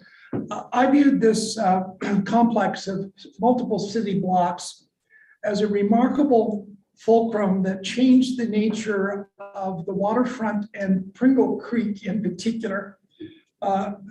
Just to the west was the original location of the Charles K. Spalding sawmill. And then when I was a child, high school student, a giant pulp mill that polluted, stunk up downtown. It was very much an industrial area right next to a thriving business district and then government offices. And the complex really brought about a transformation. And I think that is seen most clearly in the Mirror Pond and the diversion of Pringle Creek into a really stunning landscape feature that helps anchor and soften the architecture through rather brilliant landscape design. And like others, for 50 years, I've driven by that building, but never walked into the complex until this morning. And I must say, I was more than surprised from the photographs of the use of natural wood and the doors and the paneling that really soften and give personality to the interior spaces. in that rather large complex of enclosed area or canopied area. This is a major building complex for a city government in Oregon. My acquaintance with the brutalism is the Boston City Hall in Boston, the Beinecke Library in New Haven, Connecticut, and the J. Edgar Hoover Building in downtown Washington, DC, which is really brutal. And none of those three seem to have the redeeming feature that Steve Mark has spoken to initially, the use of landscape as a balance and fulcrum or shaping factor in the interplay of the buildings and the public that travel by there. I think it's also fortuitous for Salem that the north and south major conduits in downtown Salem pass on either side of this property. It means that there's a lot of public access for those who want to go there. And also anchoring it with the library, I think was a brilliant, really brilliant move from the initial concept. So those are thumbs up commentary, I think, on a nomination that is very well conceived and delivered to us. Yeah, and to your point, Dr. Beckham, if I can, about the kind of the larger changes that happened, definitely when they were picking the site, a lot of people did raise like, it's gonna be polluted, the air quality is horrible, because I think it was Boise Cascade at the time. Was Sulfur, it stunk down Yeah, there. they were like, why would you put this right here? And I think that you're correct. I didn't really talk about that. And I think part of the reason was I definitely stopped. I think in 1972, I got the building dedicated and kind of moved on, which maybe wasn't the right thing to do. But I think that larger change really plays into something David was kind of talking about, is that another reason they selected that location is because there was already an urban renewal project across on the, I always get mixed up, on the east side of the property. I think Pringle Creek Plaza was already an urban renewal plan. And I think that, along with the Civic Center, kind of led to that larger beautification and changes to that area. And I would love to, in the future, I think that property was completed in 1974. So maybe that'll be the next stepping stone to the larger kind of MPD and brutalism and urban renewal kind of concept. So you're absolutely correct. It was not in there, but it definitely is part of kind of that area. Chris? Julie had her hand up. Julie. Yes, Julie, I'm sorry, I think I missed you.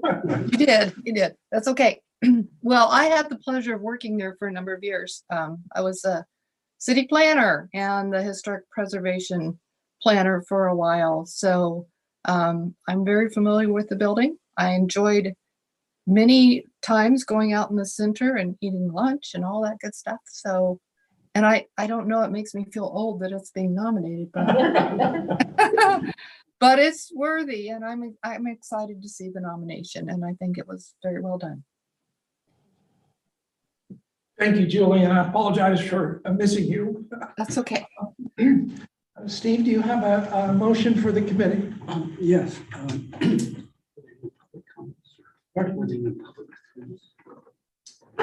Oh, there are no. We did that just before you We did, deliberated. there are Okay, no. okay, all right.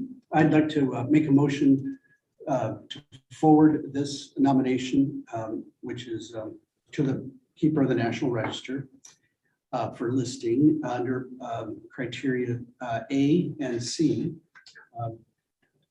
and hopefully get listed on the National Register of Historic Places. Is there a second? Second.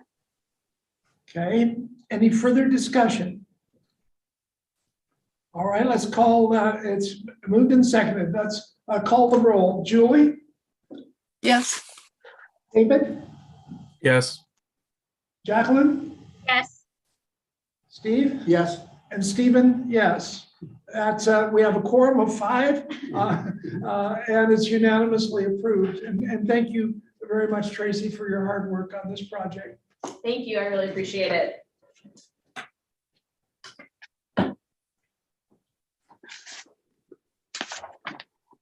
Okay. All right, our second property today is the Charles H. and Mary B. Carey home in the Riverdale District, McAdam Avenue, Claret Carey Lane in Multnomah County, Oregon.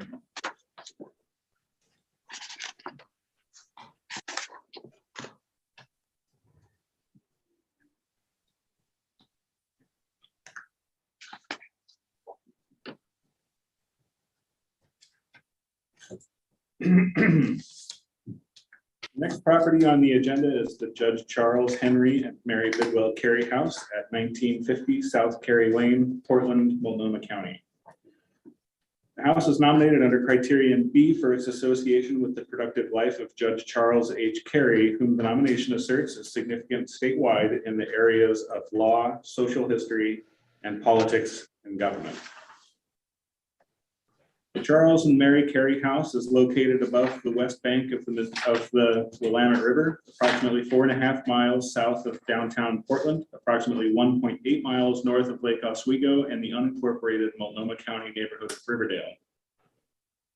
The nomination for the Charles and Mary Carey House identifies the period of significance beginning in 1902, when the house was built for Charles and Mary Carey and their family, and ends in 1933 when Judge Carey retired and moved from this home to the home he first had built in 1897, located on an adjacent parcel, leaving the presently nominated house as the residence of their daughter Alice Carey Rocky, who lived in the house until her death in 1983. The house remains in the ownership of descendants of Judge Carey, today owned by a great-granddaughter. The house is nominated under criterion B as the place that most closely reflects the personal and professional significance of Judge Charles H. Carey, lawyer, historian, and civic leader during the latter years of the 19th and early decades of the 20th century. In law, the nomination asserts that Judge Carey is significant for his work as a Portland municipal judge, as a lawyer in private practice representing several railroads and other corporate, industrial, and private clients, and in various professional organizations, including the American Bar Association, of which he was vice president for 20 years, the Oregon Bar Association, which he helped organize, and for which he served as secretary, served in several committees, and served as president twice. He helped found the Multnomah Law Library, served as its secretary from 1890 to 1920, and then as president from 1920 to 1941. Finally, he was involved with and for 2 years served as chairman of the State Commission on Reform in Judicial Procedure, for which the Oregon Daily Journal noted that he was, quote, instrumental in reorganization of judicial administration, procedures, and methods in Oregon, close quote. In the area of social history, the nomination asserts his significance primarily as noted an influential historian and author of Oregon's pre-colonial and early development and political history, and his 20-year service on the board of the Oregon Historical Society, of which he was also president for 10 years. In the arts, Carey was a founder and president of the Arts and Crafts Society and a trustee, and then president of the Portland Art Association.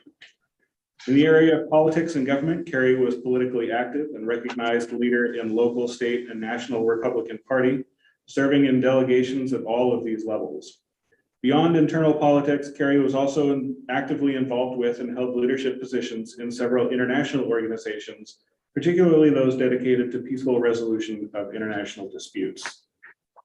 Finally, the nomination asserts that Carey's significance was recognized by his peers during his career, evidenced by, among other things, the inclusion of his biography in state, national, and international Who's Who publications, including 17 years in Who's Who in America, from 1924 to 1940 inclusive.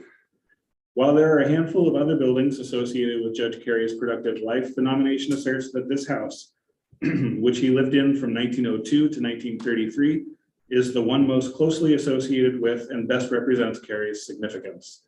The nomination argues that the house he had built in 1897 and into which he retired in 1933, which still stands, is not as closely associated with Carey's most productive decades as is the subject house. And while his longtime offices were located in the Yon Building at 520 Southwest 5th Avenue in downtown Portland, still stands, the building lacks sufficient interior integrity to reflect Carey's career. Further, the nomination suggests that much of the work for which Carey is known outside of his legal work likely took place at his home, where his extensive library was at his disposal and where he was known to host many gatherings where his social causes were likely featured and organized. Overall, the nomination notes that the Carey House and surrounding landscape property has seen few alterations, particularly after the period of significance. Shortly after the house was built, during the period of significance, a rear wing was added to house Carey's extensive law and history library and an additional master bedroom above. Other alterations during the period of significance include the enclosure of the rear kitchen porch and addition of a sleeping porch above it, the extension of the front porch, from 2/3 width to full width of the front elevation. Additionally, the rail of the upper porch, which once extended atop the porte cochere, has been truncated to just the facade of the house. Alterations after the period of significance are limited to minor updates to the kitchen and bathrooms, replacement of some light fixtures, and possible window alteration in the kitchen and sleeping porch. In conclusion, the nomination asserts that the historical significance of Judge Charles H. Carey in the areas of law, social history, and politics and government. In these areas of significance, the Charles and Mary Carey House is nominated under criterion B for statewide significance, with a period of significance embracing 1902 to 1933, the most productive period of Carey's life. The nomination asserts that the Carey House is the best extant property that reflects Carey's influence and achievements, retaining very good integrity. Questions before the committee today include whether or not the nomination adequately establishes the historical significance of Charles Carey in the asserted areas of significance, whether or not the nomination successfully establishes the subject property as that which best reflects Carey's productive life, whether the property retains sufficient integrity to convey that significance, and whether the nomination as prepared meets the overall standards for nominations as established by the National Park Service in relevant guidance documents, particularly those asserting significance under criterion B, quote, association with lives of persons significant in our past, close quote. The preparer, Liz Carter, is with us online and can answer any questions the committee may have. Are there any questions for me?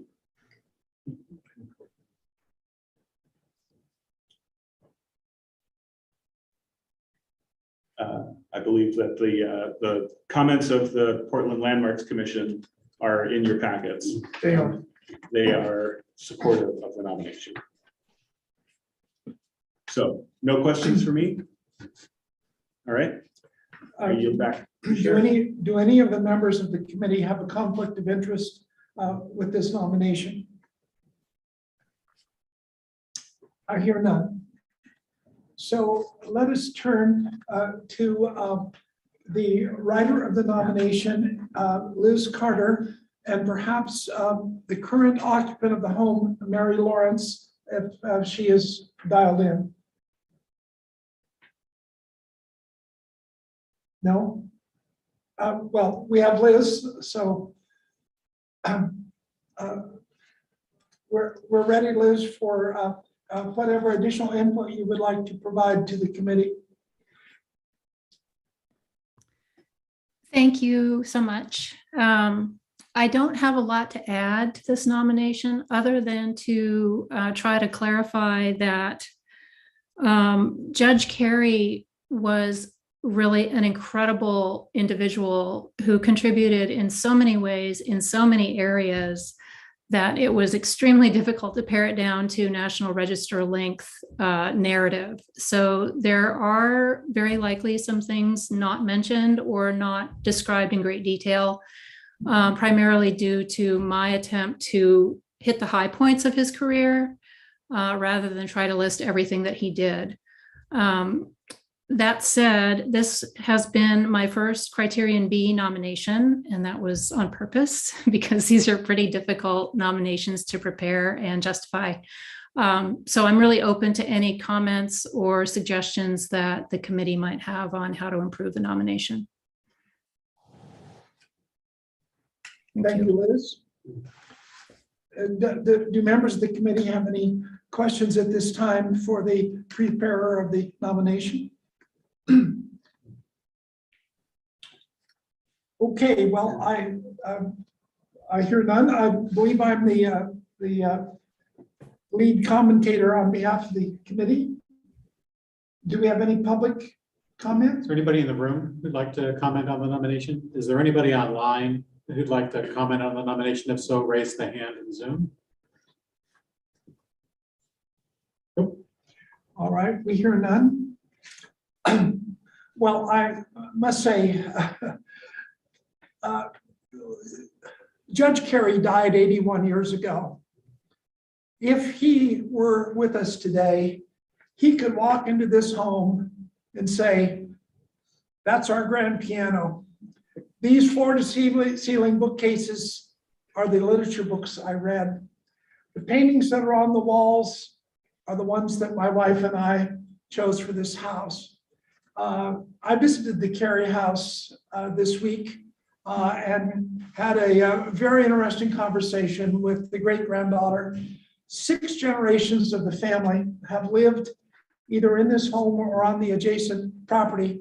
There are a couple tax lots and trust issues here on ownership that are not fully reflected in the nomination, because this has been a home that has been loved and lived in and maintained. And I think it's very rare in modern times to find a property where the material culture of 120 years ago is still mostly there in the house.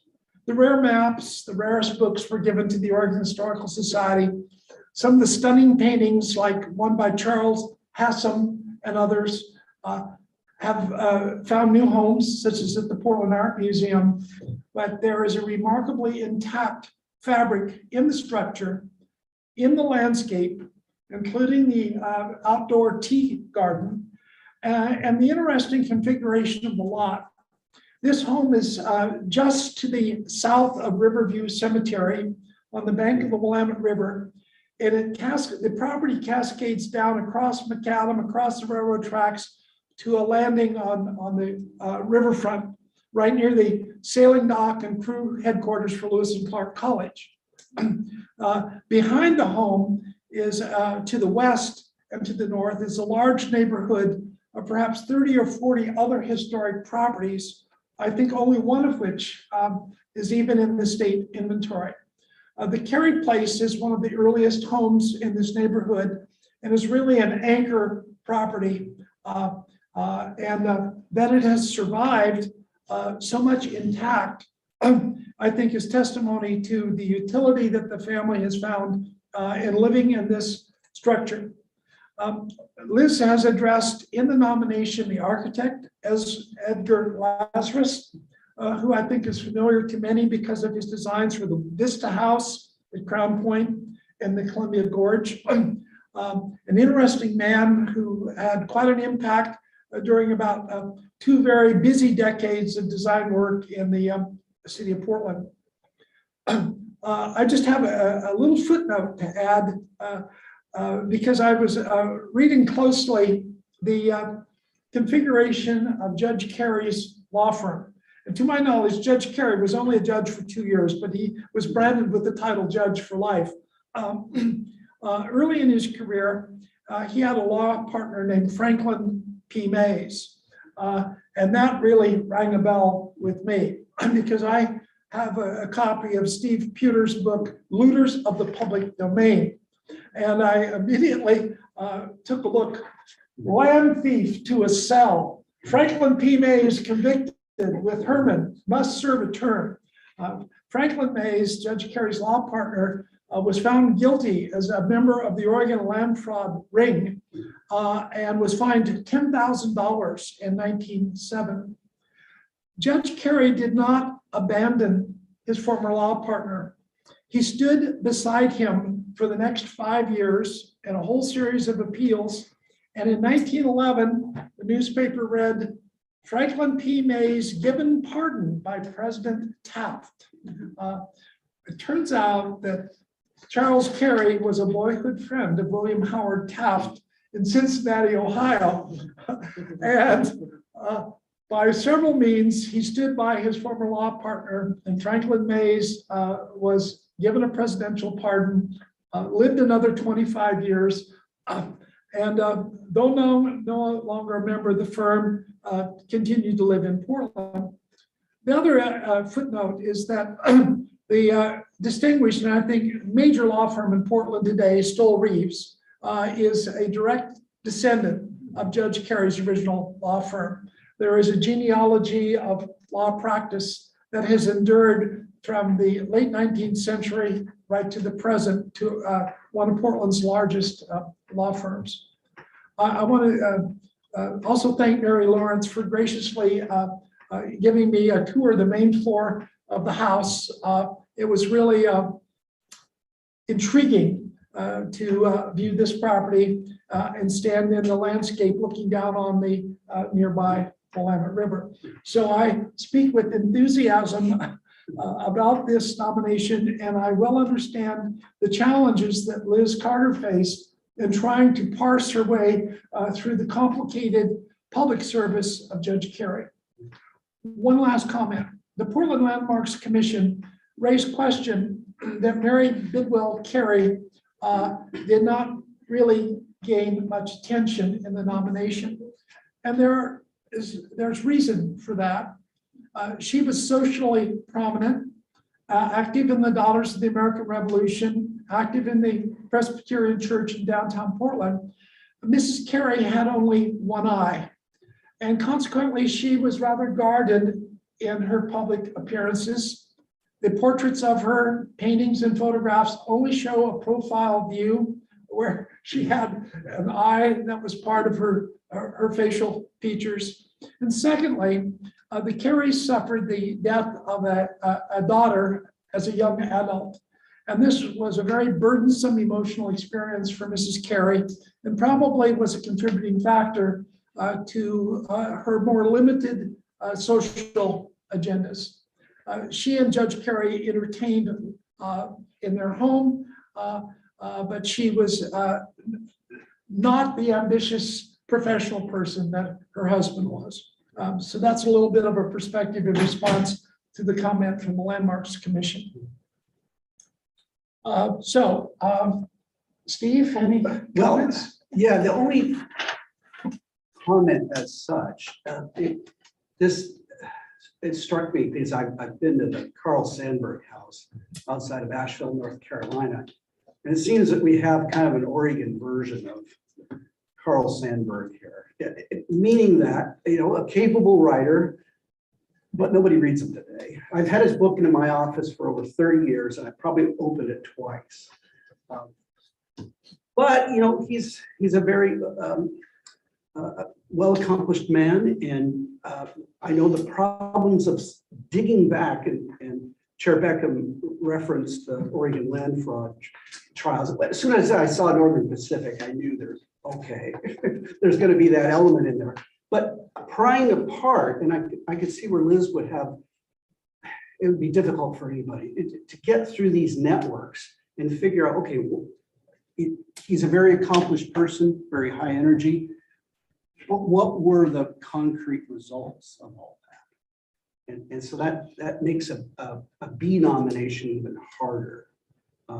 Even though I think we all think, and know that he's important. So there's just some difficulties fraught with some of that. As far as where he sits in the, well, let's say pantheon of, historians in Oregon, I'm not sure. And I would defer to Chair Beckham on that score. So that's the only comment I have. I'll respond. Okay, briefly. Judge Carey in his time was a highly reputable historian, particularly volume 1 of the 3-volume history of Oregon. The other 2 volumes being biographies that helped sell the series. Judge Carey did not have the baggage of Robert C. Clark, historian at the University of Oregon in the 1920s and 1930s, who, for example, referred to Oregon Indians. He said they were true savages. They had neither a settled agriculture nor permanent residence. Judge Carey did not write with that lens of racism that makes Clark's work so troubling to read today, and yet they were contemporaries. I think it's perhaps, Steve, more in terms of the organizations, the Historical Society, the Arts and Crafts Society, the Portland Art Museum, the Oregon Bar Association, where Carey really gave wonderful leadership. It's his role as a civic figure, perhaps more than as a historian. You're right, I don't read Judge Carey today. There are other voices that I turn to, and I think that's That's what happens to historians. They outlive their utility. And others come along and rewrite the history. Other comments, Jacqueline?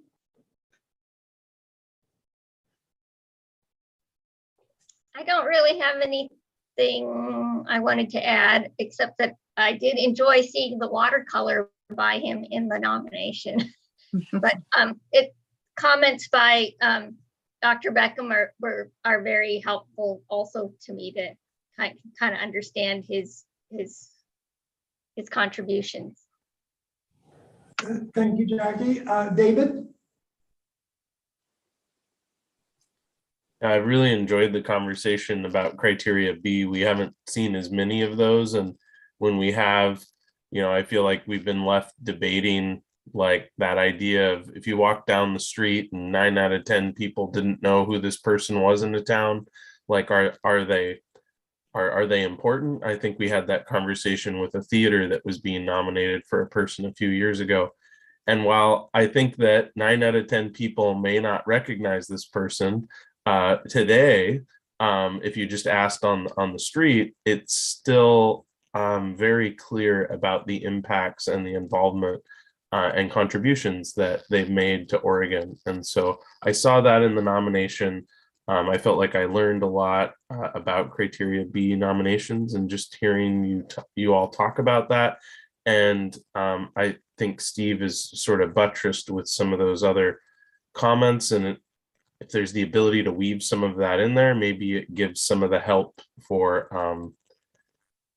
showing like the impact, not just the role that they had, but then the impact or what's happened since then, like having that connection to Stoll Reeves, things of that sort. But yeah, it's great to see that. And thank you, Steve, for sharing that feeling of what it felt like to be inside of the building. Thank you, David. Julie? I don't really have anything to add. I thought it was well prepared and made the argument sufficiently, and it was interesting to read. So that's all I have to say. Circling back to the nomination, I want to say I think Liz Carter did a remarkable job in not only trying to find the highlights in Judge Carey's life, and this is essentially his nomination, not that of his wife, but also in the description of the complicated architecture of the building. It had 2 phases, 1902, 1904, and the color photographs start to capture the beautiful colored paned windows in the library wing, which are really exquisite. They go around 3 walls of a room that's about 30 by 25 by 30 in size. It is really one of the most elegant private library rooms that I think I've ever seen in a home in Oregon. Appreciation to Liz for her attention to detail in describing the layout of the building. It's also, I think, somewhat remarkable that a home of this era has 6 bathrooms, or at least 5.5. Again, interesting attention to needs and details. Jason. I had some comments that were delivered by Ian Johnson, the Associate Deputy State Historic Preservation Officer, who's ill today and not able to attend, but he asked me to provide some comments if they seem relevant. He had some comments for this one, specifically around the difficulty of capturing that criterion B nomination element. He indicates that one of the challenges that is with criterion B is comparing the individual that we're talking to with their contemporaries, and as well as the house as the relevant property and the significance of the person in those areas, that the person that we're talking about needs to be able to demonstrate it to kind of rise above their contemporaries in those areas of significance. So Ian suggests that direct comparison is missing from this nomination he also suggests that it may be that, kind of following on to what you were saying, Stephen, that it seems that the best, most direct argument for significance for Judge Carey is the element that is tied to social history. And that it's easiest, it's the nomination gets closest to addressing that significance, the lasting impact of that significance that you were talking about, Steve, to in that area. And so Ian suggests potentially focusing in on that area as the area of significance for Judge Carey rather than law or politics and government.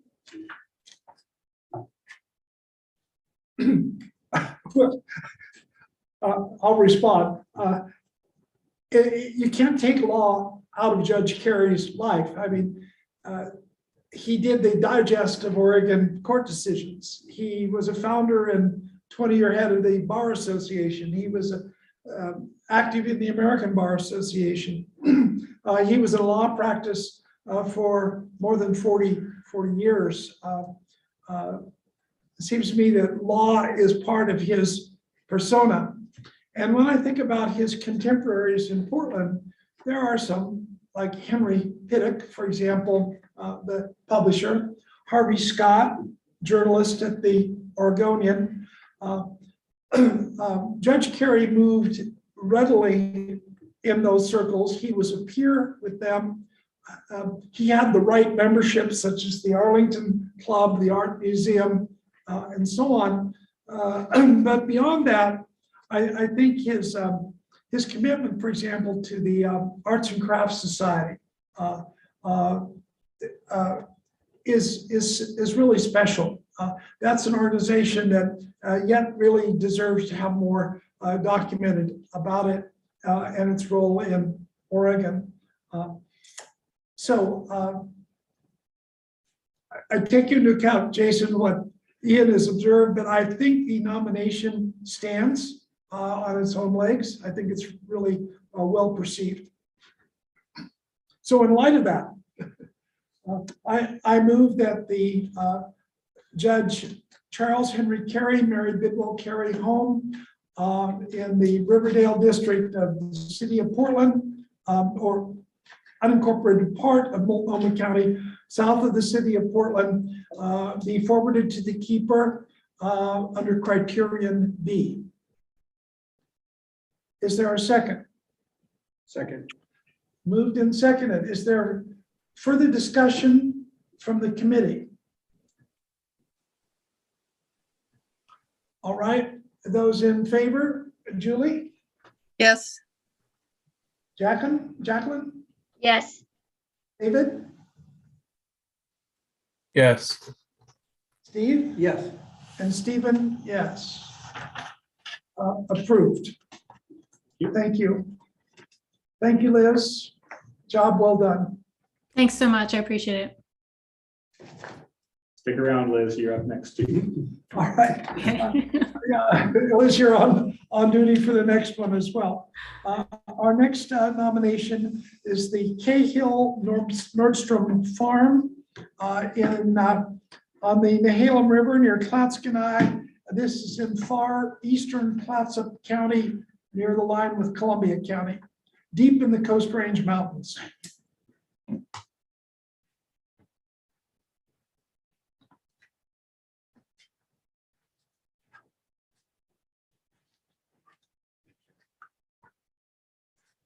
Next on the agenda for the committee is the Cahill Nordstrom Farm located at 85926 Cahill Road in the vicinity of the city of Clatskanie. To clarify the apparent contradiction in the location information of the form, Clatskanie is the nearest incorporated city and the city assigned as the postal address for the Cahill Nordstrom Farm. While Clatskanie is located in Columbia County, the Cahill Nordstrom Farm is approximately 1.5 miles west of the Columbia County line and is in Clatsop County. The Cahill Nordstrom Farm is nominated for local significance under criterion A in the area of agriculture, and the Cahill Nordstrom Barn only is nominated under criterion C in the area of architecture. The Cahill Nordstrom Farm is situated amid rural forest and farmlands in southeastern Clatsop County at the neck of a large oxbow bend in the Nehalem River. It's approximately 3 miles west of the unincorporated community of Birkenfeld, about 1 mile west of the former community of Vesper, and about 7 miles northeast of the small unincorporated community of Jewell. The period of significance established for the farm in the nomination begins in 1897, when the building now serving as a shop was constructed. The building was originally the kitchen wing of a cross-wing farmhouse that preceded the existing farmhouse. In the 1940s, the two wings of the 1897 farmhouse were separated, and this section was moved to its present location and repurposed.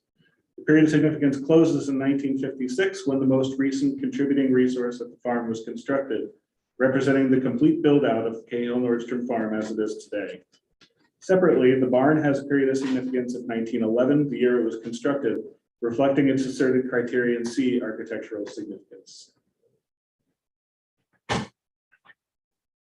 As mentioned previously, the nomination asserts local significance under criterion A in the area of agriculture as an excellent representative and rare intact example of a rural farm in the Nehalem River Valley dating to the early 20th century.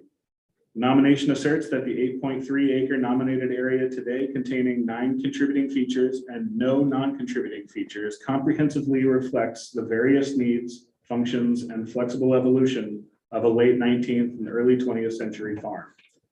The nomination identifies the contributing 1914 house, contributing 1911 barn, contributing 1897/circa 1940 shop, contributing 1925 granary, circa 1940 pump house, circa 1956 machine shed, circa 1956 woodshed, and circa 1956 gas house, all contributing along with the corral and loading chute. In addition to the overall farm, of which it is a contributing element, the nomination also asserts individual separate significance for the barn under criterion C in the area of architecture. This barn, built by John Larson in 1911, is the second barn built on this property, the first one having been built before 1900 and lasting into the mid-1950s. The 1911 barn is a large volume barn built using a combination of hand-hewn and dimensional lumber and a combination of timber and pole framing techniques to create a 3-aisle hay and animal barn with areas for feeding and milk processing, in addition to hay storage and animal shelter. The barn is unusual in its incorporation of a full-height hay house at the west end of the barn. Exterior wagon doors on the sides of the hay house allowed the loaded wagons to enter, unload, and exit the other side with ease and under cover. The author notes that while many barns have an exterior projecting hay hood, the Cahill Nordstrom barn's fully enclosed loading area is singular among known barns in Clatsop and Columbia counties and may be unique in Western Oregon. Other than this extremely unique feature, the barn displays the typical characteristics of barns of this type and age, including the gabled form, structural system, vertical board exterior, 3-aisle plan, and remnant elements associated with its use as a dairy barn, such as the many stanchions and separator room.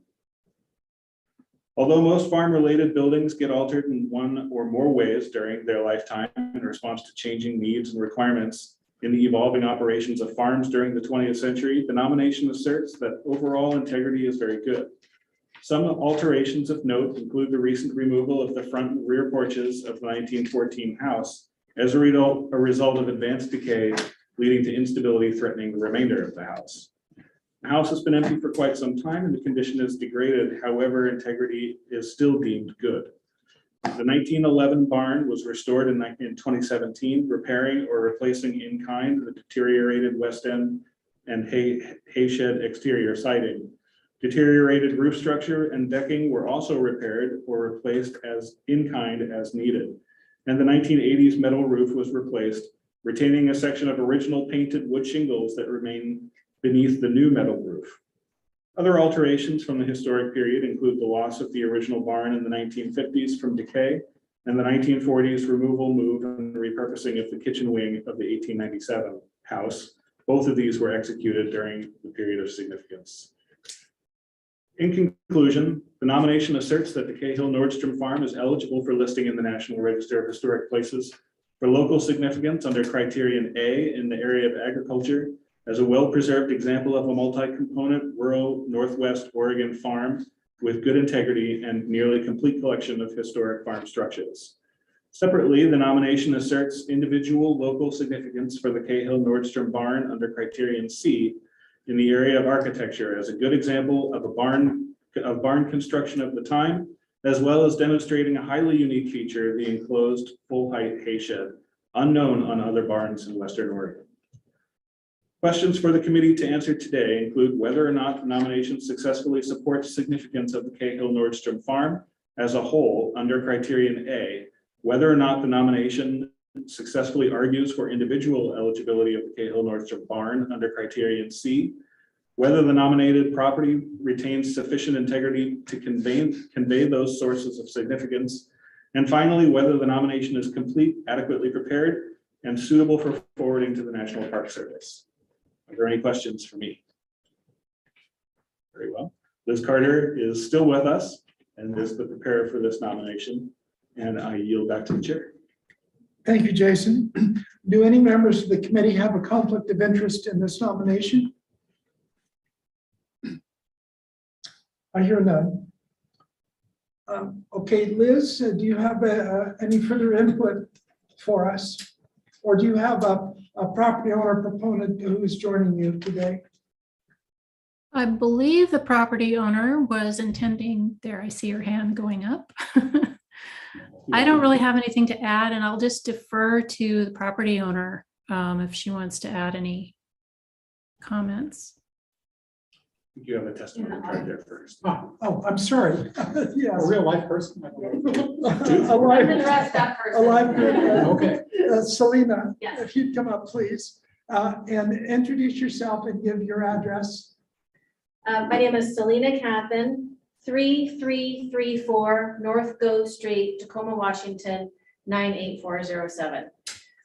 So I'm the owner of the property, and I'm wearing this outfit because this is a circa 1895 sunbonnet and outfit that the first pioneer Gertrude Keiko wore. So this is pretty cool. I thought if there was ever a time to wear this, this would be it, right? So I just wanted to say that thank you for your consideration on this nomination. It's been a 5-year process. And thank you, Liz, for helping me and actually doing most of the work on this. This was a huge process. I brought my mom with me, and thank you, Mom, for your support and lots of oral histories. When I started this journey, it was really, really interesting to get to talk to older relatives and listen to their oral histories and listen to how the family and the farm really was a part of the Birkenfeld area fabric. The picnics that people would go to, the importance of having neighbors nearby, the importance of having families and for the kids to have kids nearby to play with, really interesting to learn about.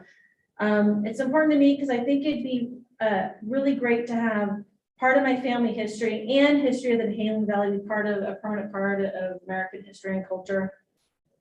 And another thing that I really enjoyed was getting to know other homesteading families while doing this research. There's a lot of families that still live in the area, and to talk to them and to meet them and just get a sense of their history. So that's it. Thank you very much. Any questions for me? I do. Yes. Hi, I'm sorry, could you repeat your name? I didn't. Yes, Selena Cathan. Kathan. Oh, N like Nancy. Okay. And so you live in Washington, but you own this property? Have you owned it a long time? 5 years? Well, I bought it from my grandparents' estate in 2015.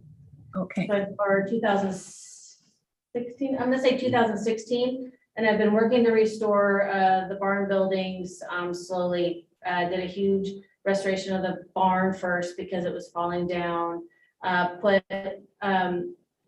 roofs on all the other buildings to kind of pickle them, to keep them for future. And my next project is to hopefully work on restoring the farmhouse. The house. And so was the the other house that's on a separate tax lot right in front of the farm, was that separate when you purchased the land? Yes, that is separate. My cousin owns that. And Liz and I did have a conversation about possibly putting the teacherage into the nomination, but that is not officially part that I own. But would your cousin be opposed to that? No, she wouldn't. And I know, Liz, if you want to talk about this, this is something that we brought up, but I think we brought it up right before the nomination was due, right? And so we're going to maybe revisit that as an added feature of this, of the farm. Okay. That's good. Thank you. And so I know you live in Birkenfeld. You must be familiar with it, the area. Yes, I live in at Fishhawk Lake. So Okay, yes. yes, so right near Birkenfeld, and I drive past that all the time.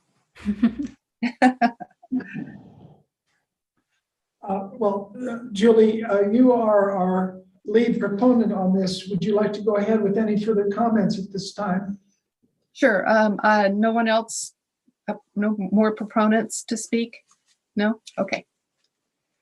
Well, I thought like I say, I live at Fishhawk Lake. That's about 3 miles away from Birkenfeld, and I moved here 6 years ago when I retired.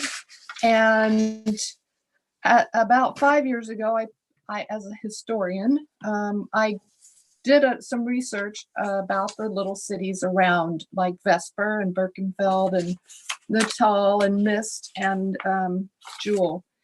And so I was reading over those again today, and I see some things that I would need to change now, just because there were a couple things that weren't quite right, and they're just summaries. So it was very interesting to see this, because I drive Highway 202 all the time, and I hadn't noticed this farmstead because it's kind of tucked down behind some trees and things. So anyway, I thought it was extensively researched and well written, and I learned more, and that was great. I have some things to add, and let's see. So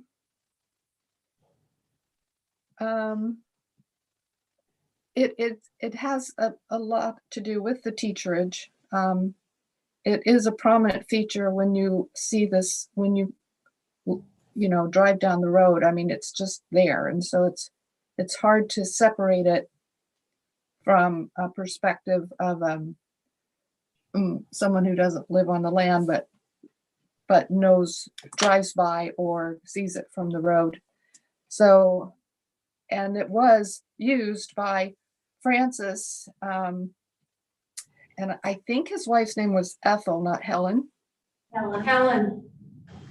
Well, there's an article in the Nehalem Valley People where Francis calls her Ethel. No, that was just where I got my information. So as a family member, you probably know more than I do. They did live there during the period of significance. So that's kind of a connection that I saw that seems important to me. The other thing is the Vesper Church remains as well. That's the only thing I know of that's nearby that remains.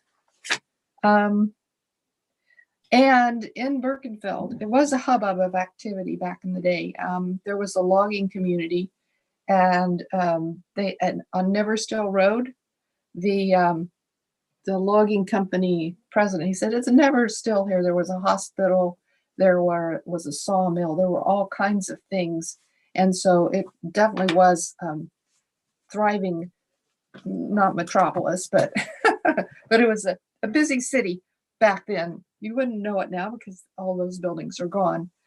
But I understood that a lot of the farmers provided sustenance for the loggers, dairy and wheat and all those things. So that, the logging camps nearby. So there are a lot of farmsteads in this area. And that's the other thing that makes it a little tricky for me is that in addition to the ones listed in the nomination, there are 3 along Fishhawk Road that's just, not that far away. So I'm interested in hearing what the other committee members have to say. I'm sure Dr. Beckham knows a lot about this area too, don't you? Sure. Thank you, Julie. David, do you have any questions or comments about this nomination? Yeah, absolutely. Thank you, Chair Beckham. I am really excited to get a nomination from this area of the state. I feel like it's an area of the state that doesn't, we don't get many nominations from. And a lot of times people just think that it's the valley, the metropolitan area, or the coast, or maybe the river. And just geographically and the history of this place, I think is, the story isn't as told as much of the people of this place, both indigenous as well as pioneer histories.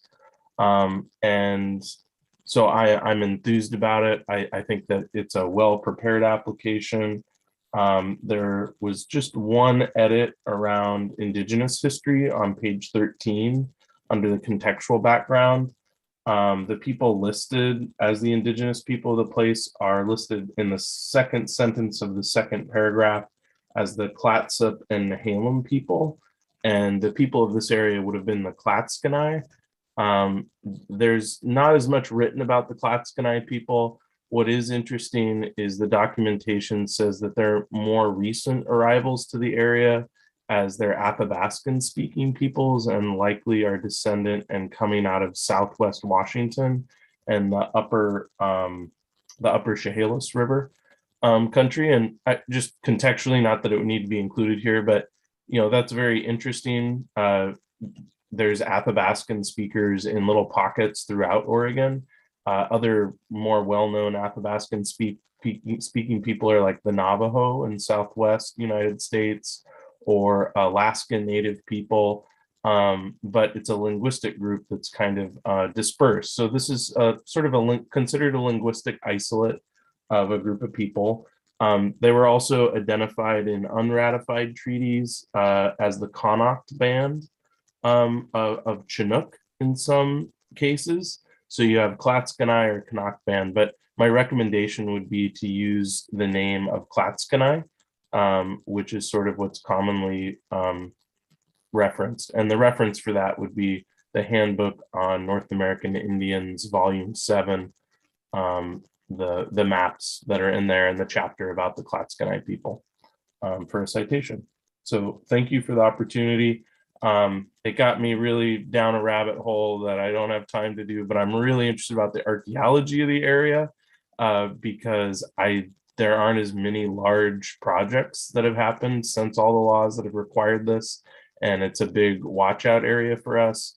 We have a little bit further south from this along Highway 6, we've found evidence of basalt flakes, which seem to be from quarry sites out on the coast that maybe is a little bit more indicative of trade from the coast interior, which matches different ethnographic references. And so the archaeology of this area really excites me, but that's not a part of the nomination. So I stopped my search, and hopefully we'll have an opportunity in the future to think about that. Although the siting of this property, I would consider it probably a pretty high probability of having some archaeology around those parts somewhere, but that's not a part of the nomination. Jacqueline, thank you, David. Yeah, I was also very interested in reading about this property and the fact that it's been a farm within the family for so long, and it has continuity of many of the structures, and it was a very well prepared nomination. Really, the illustrations were great. I really like that one overview with everything labeled. That was just beautiful. I don't know whether I have any other major. And I really enjoyed reading about how that hay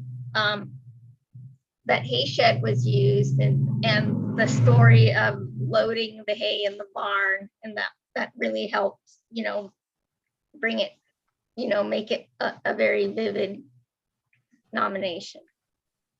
Thanks.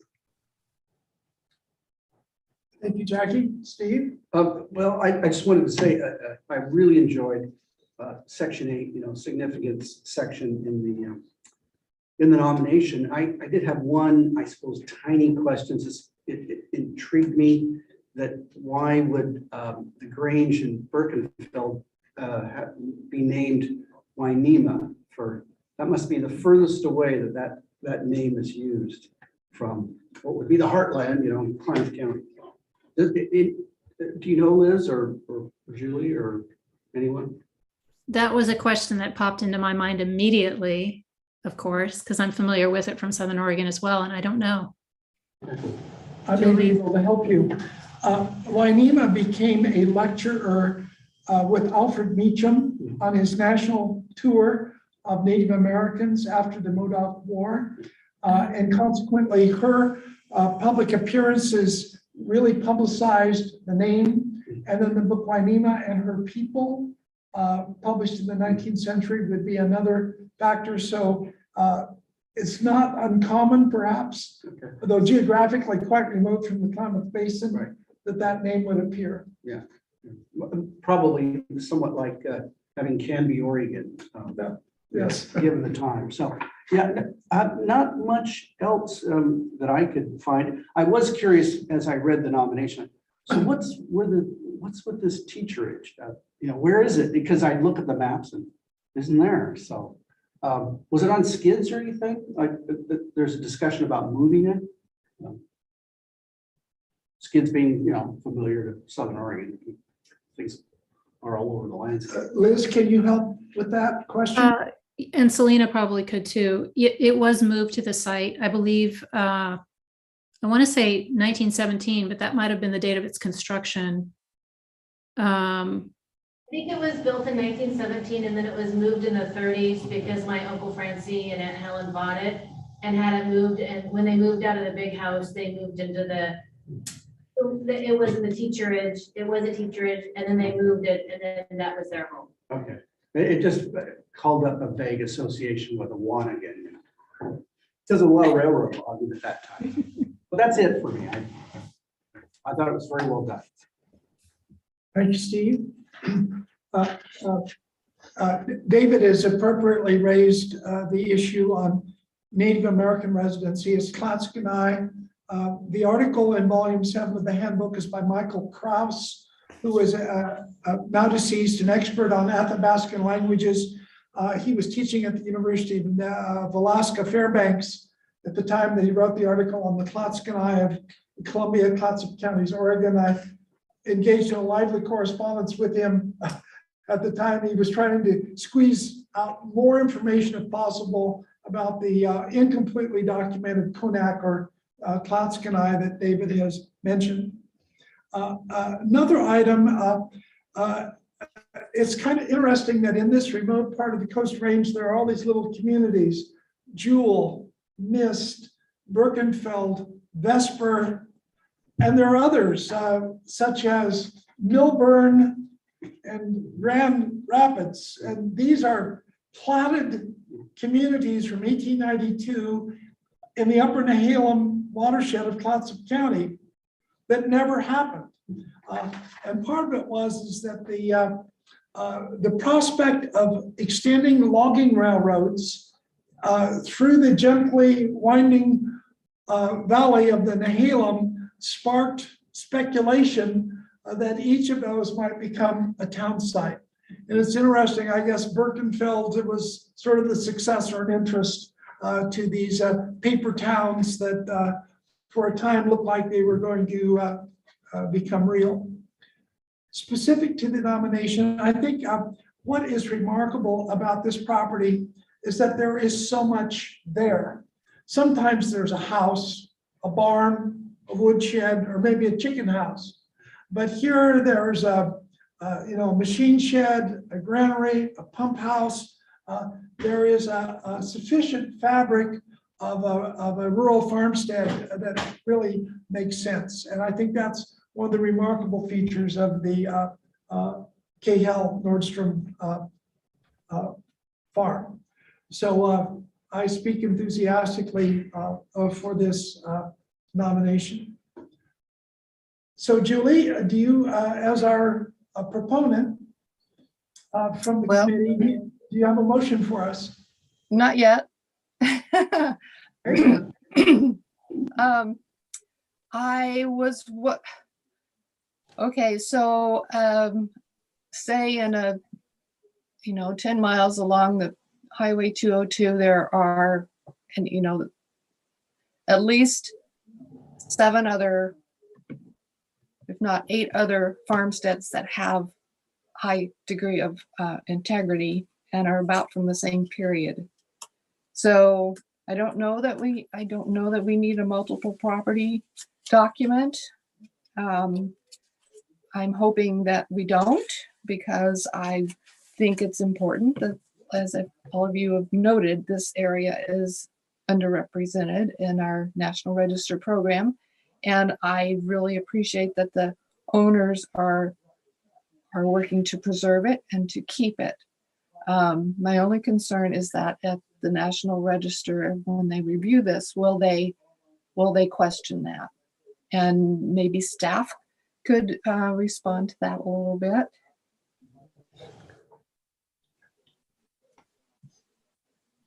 No? Yeah. Jason? Sorry. Can you Chrissy? repeat? Yeah, sorry. All these guys can take it. What was the question, Julie?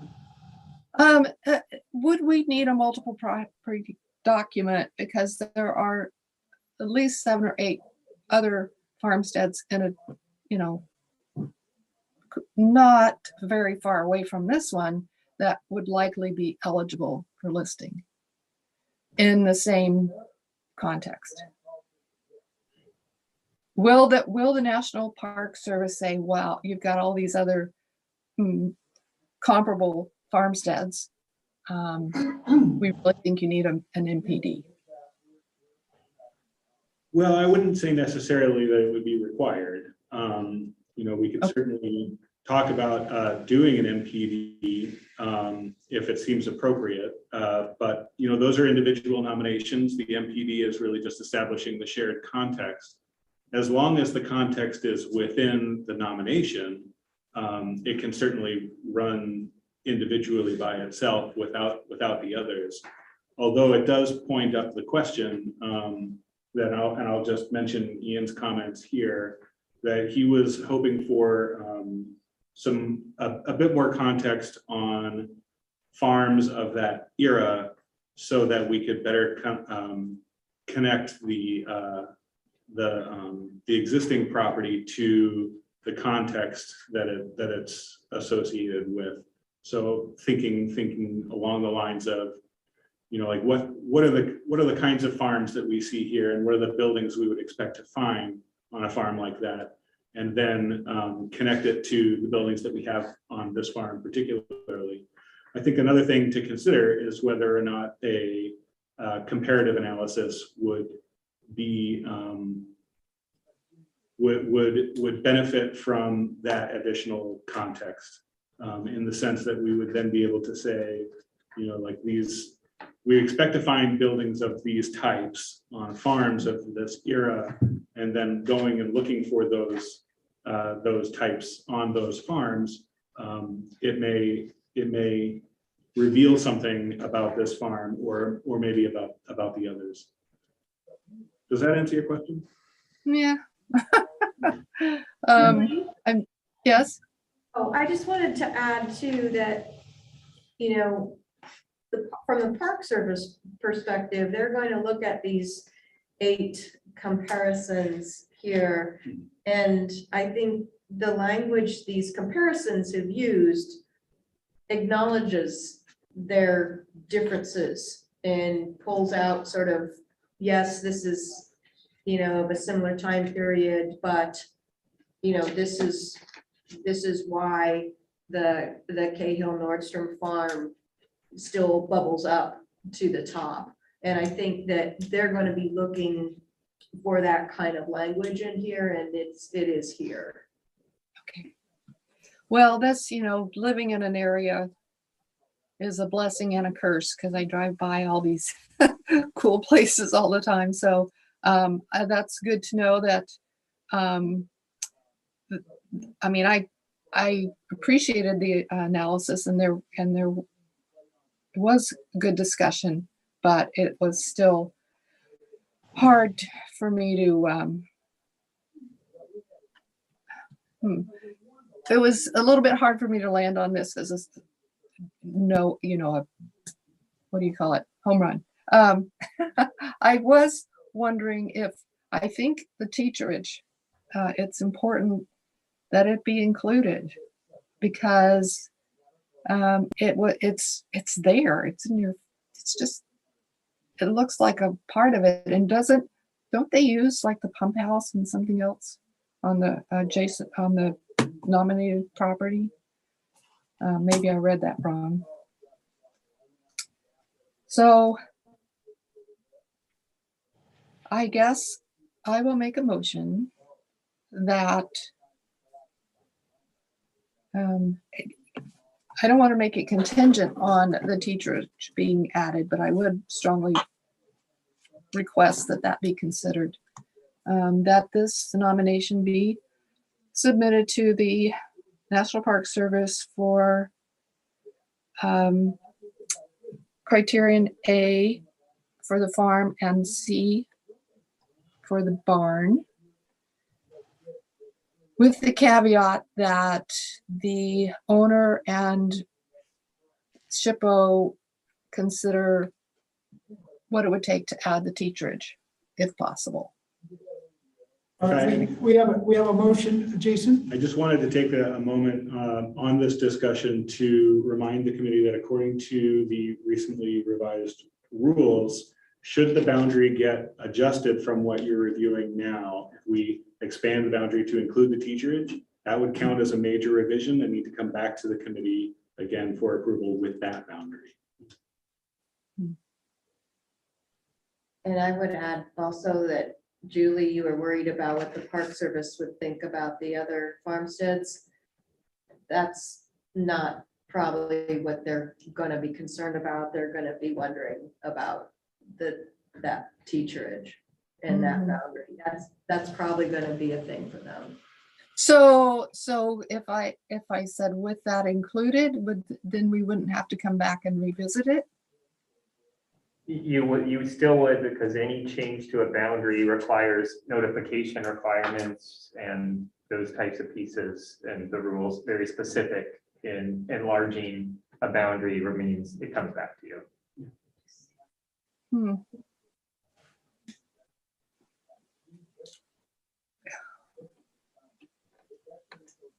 Okay.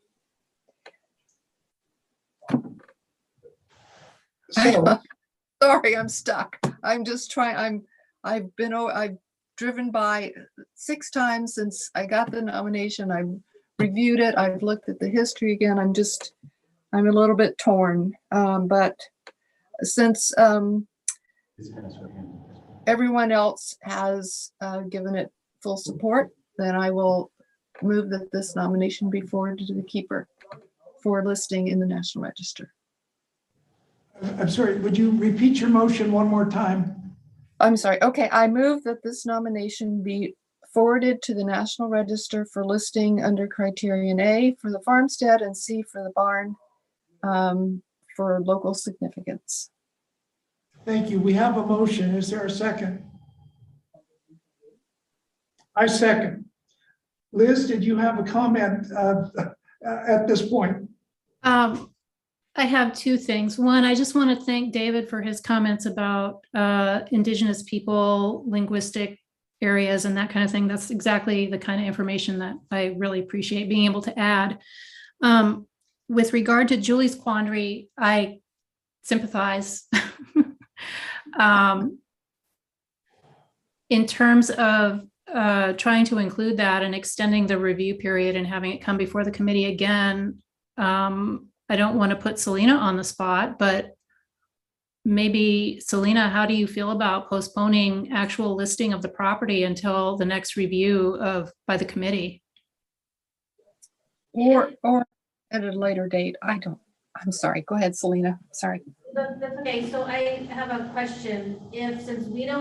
Since I don't own it, and I want to make sure that putting the teachers in the nomination, what if someone wants to tear it down someday? What if since I don't own it, I don't feel comfortable putting something on that's, in 10 years, my cousin can't, I don't know, does this affect that at all? What if he wants to do something with it Well, it would depend on the county preservation rules, and from what I understand, they are not very strict. So it could probably just melt into the That's about a probably and a maybe when it's not mine, and I don't want to pigeonhole her into. So I would like to put it on, but I don't want to.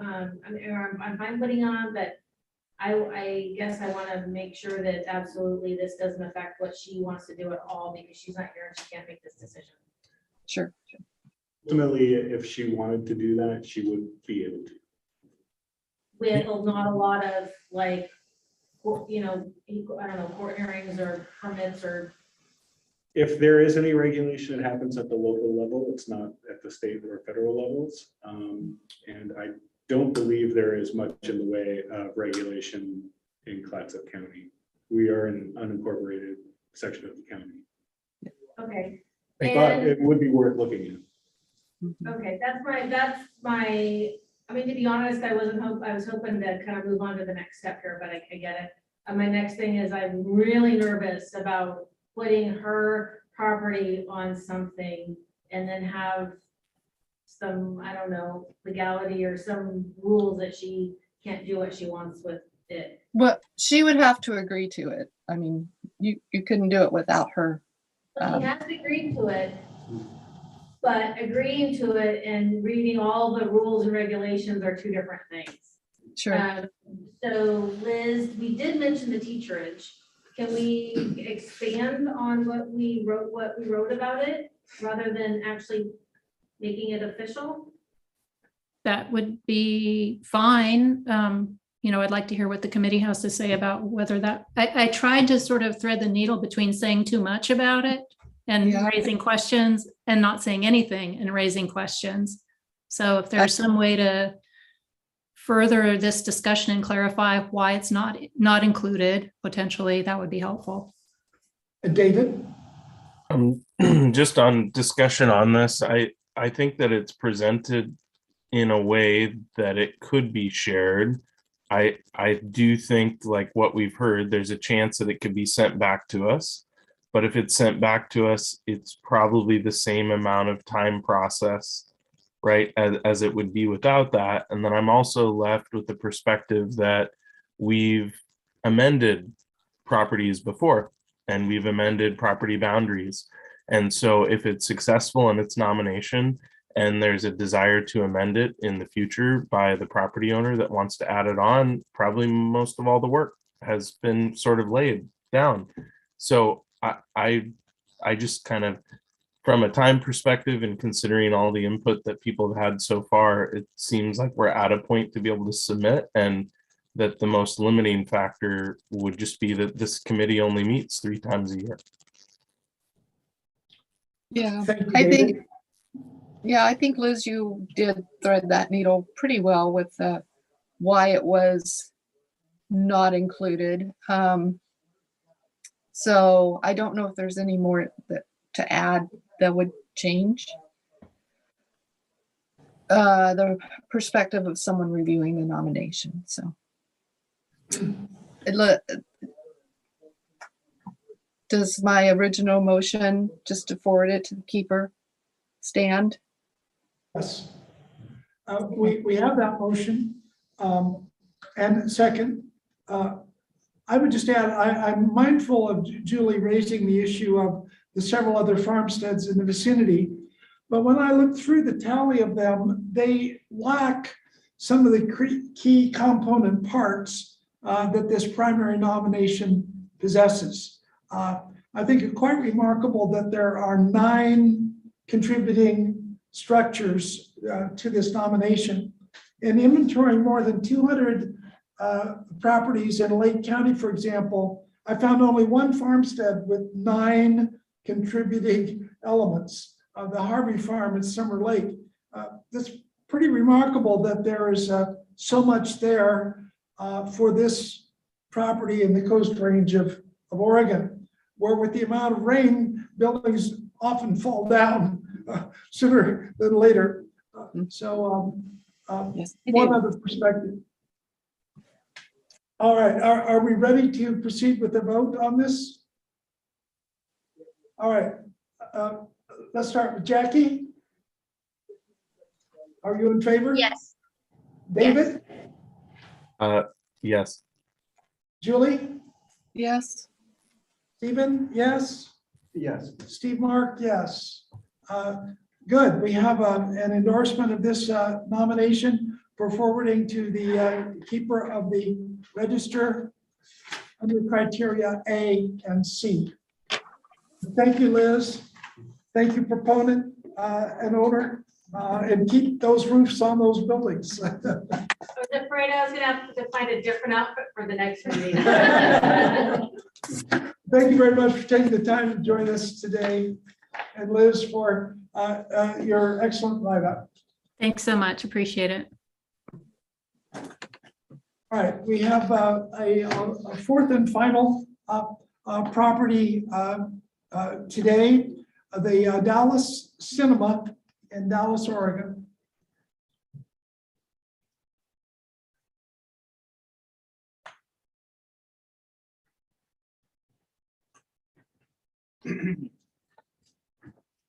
Final nomination before the committee is that of the Dallas Cinema located at 166 Southeast Mill Street, Dallas, Polk County. The Dallas Cinema is nominated for local significance under criterion A in the area of entertainment and recreation. The Dallas Cinema is located in downtown Dallas on the north side of the Central Village Green, around which the downtown business area is oriented and which contains the Polk County Courthouse. The building, an 1890s former furniture store that has been converted for use as a movie theater, is centrally located on the block, shares a party wall with a building immediately to the east.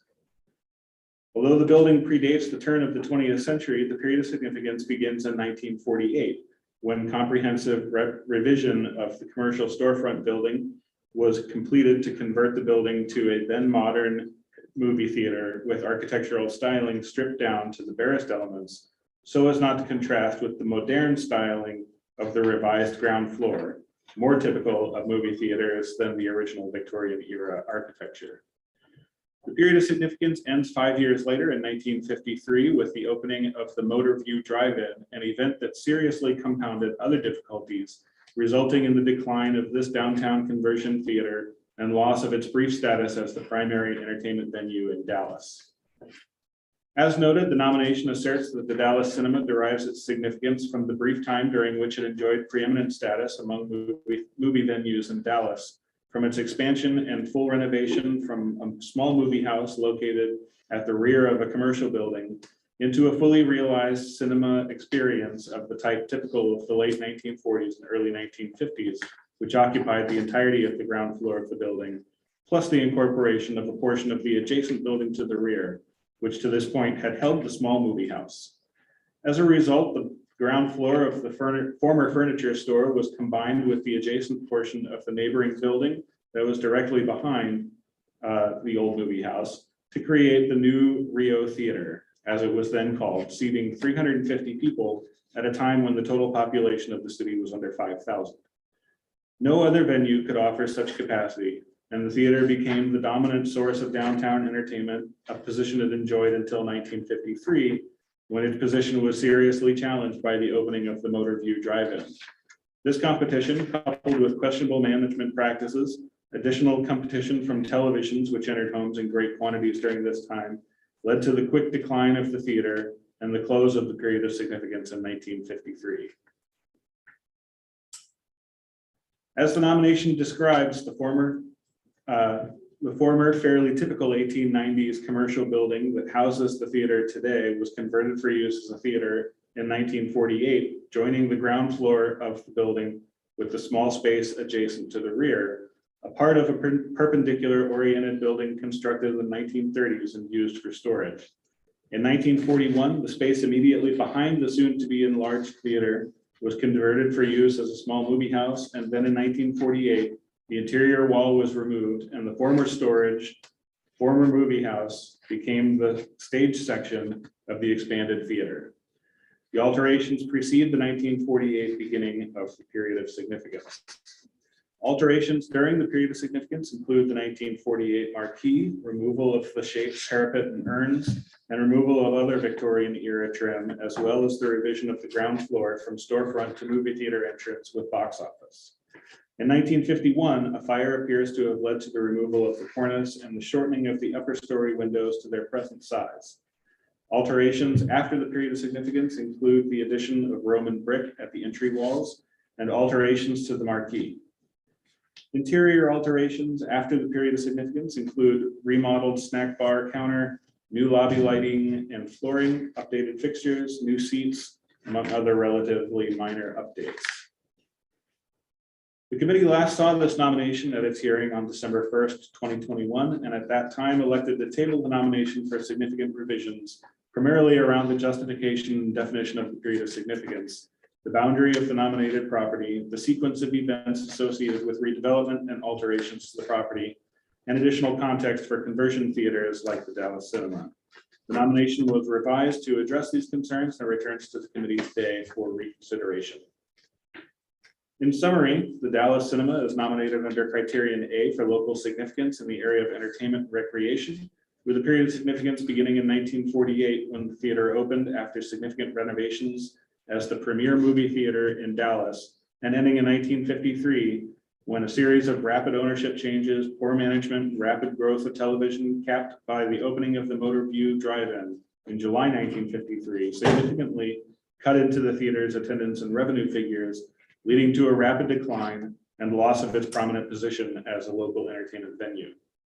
Questions before the committee today are whether the revisions adequately address the concerns of the committee, whether the nomination adequately and clearly describes the nominated property, suitably establishes justifies the period of significance and area of significance under criterion A, and whether the property retains integrity to the period of significance sufficiently to convey its assertive historic nature. The preparer, Rebecca Ziegler, joins us online and is available to answer questions from the committee. Are there any questions for me? All right, we have, did we get comments from? I don't believe we received comment. We have not received any additional comments from the city of Dallas, which is a certified local government, but they supported it and when it was submitted in the December hearing. All right. Do any members of the committee have a conflict of interest? I hear none. So let's turn to Rebecca, the preparer of the nomination. Thank you for joining us. Great, thank you all. Can you hear me okay? Yes. Okay, great. So yeah, I don't have a ton to add. You've seen this nomination before, but I greatly appreciate the comments and the feedback that received prior back in December, and hoped. It's a complicated building. It has a very complicated layout. I've never before wished for more Sanborn maps in my life. I wish there were much more out there. So addressing those with both Robert and Jason is trying to hone in and make them as clear and concise as possible. And I hope that came through in this nomination this time around. So. Thank you, Rebecca. Our committee proponent is David Harrelson.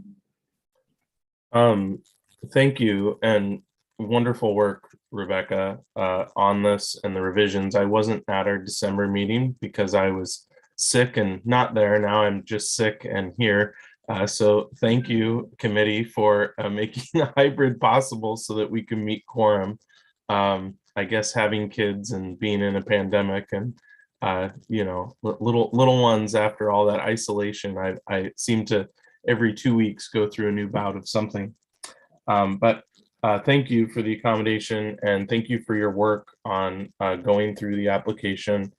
As I went through all the individual items and recommendations from what I saw, and I wasn't a part of that conversation, so I'm kind of looking to some of our other committee members as well. But I felt that they were addressed, and I feel that the case of this is sort of made maybe the most compelling case that can be made for this. I'm still left, maybe you can sense a little bit of doubt, and that's what I'm looking for other committees weighing in. The best possible case has sort of been made to list it on the register. I'm left asking the question of, is something that was important for 5 years in a community that important? As someone else who also lives in a small but not tiny community in the Willamette Valley, where whenever something is new in town, everyone goes to it for at least a year or two, right? I'm sort of left with that. Like a new restaurant opens up and everyone goes to it, a new something. But yet what I feel gets missed out of that is the importance of theaters like this in communities today and investing in those places, because they're often operated on a margin, a shoestring budget and a margin in order to make these things happen. The owners of them aren't making huge amounts of wealth for themselves. And so I really admire that and the importance of theater. When I think about it compared to other theaters that I've reviewed or looked at, maybe those were easier to nominate because we were able to do it under criteria C. And I'm left with a criteria A not being quite as sure or confident. It seems that maybe the drive-in movie theater, it would fit even more of that bill of a success for A than this does under A for the 5-year period. So I'm struggling with that. Nevertheless, it still has my support. And I think that, we should give it a chance and send it to the keeper. Thank you, David. Chris, do we have any other voices? I believe all the people remaining in the meeting were associated with other nominations, but I'll just ask the question. Nobody else in the room want to talk about? No. Is there anybody online who'd like to testify in this nomination? If so, just raise your hand in Zoom. We're good. All right. All right. Well, then we'll turn to Steve. Any comments? Well, I think David brought this up. It's good, but is it good enough? And I wish we could call Paul right now and say, well, here's the deal. I brought this up last time about Dallas. I grew up in the Willamette Valley, but not in Dallas. Dallas was on the periphery, so I was still left wondering, well, did it grow after the war or did it just sit there? I mean, obviously a conversion usually means that you're low on capital, but you still sense some, ability to make some money off this. So, and then what does the drive-in do or not do to it? So I still would like to see how Dallas either did or didn't grow, and then what element of that is entertainment. And that's what it boiled down to me. Steve, you've raised a great question. I think I can provide a little bit of an answer. Dallas has grown fourfold in population in the last 55 years, from about 4,000 to 16,000 residents. And it's become increasingly a bedroom community for Salem, as has Independence or Rick Riel to a lesser extent. And I'm very sympathetic to the concern that David has raised about the short period of significance. However, when I look at the photographs of the building as it is today, it's a time capsule. It may have a limited period of significance, but it speaks to that era right after World War II in terms of the decor, the equipment, the glass box building or ticket booth in the lobby. There is an element of being a statement from a time past that is well preserved in Dallas, Oregon. And I would assume that that this building has future use as a theater, that would be its intended future. Other comments? Jacqueline?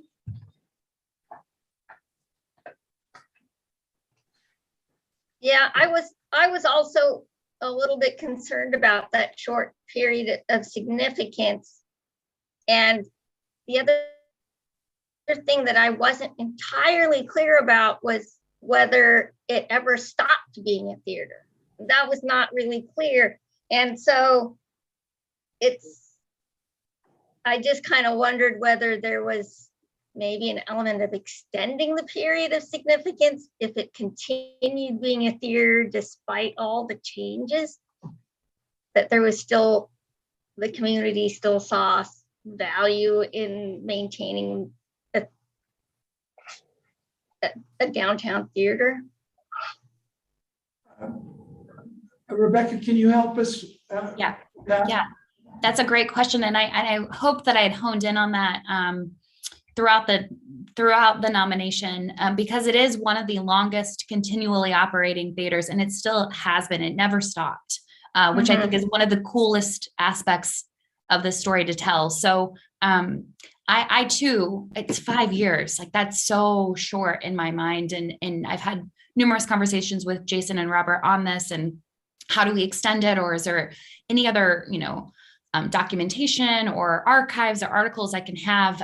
But it really was hammered home with the opening of that Motor View Drive-In. I mean, that really was like, it was limping along there for that period of time for just that little bit. And that was just kind of the hammer in the coffin. So while I want it to be longer as well, we couldn't make the justification to extend it out, but it is one of the longest continually operating theaters in Oregon as a conversion theater. Thank you. As the lead reviewer, I want to say that I saw that, and I do also really agree with like that justification for why choose a period of significance. I think that you found like a good end, even though it's small and we can hope or wish for more. Like I think that it's compelling for why it's a period of significance. It just leaves that other question, but it helps me, Steve, what you were saying about a time capsule and sort of, the pieces on the outside of that. It might not be nominated for criteria C, but it still retains a certain character and feel. Julie? I don't really have anything to add to the discussion. It seems to address the issues. And I appreciate your work revising all of that information. Let's circle back then to David. Do you have a motion for the committee? Yes, I move to nominate make sure I get the name right, the New Rio Theater to the National Register under criteria A of local significance. Is there a second? We have a second from Steve Mark. Thank you. Any further discussion? All right, all those in favor, let's call the roll. Julie? Aye. David?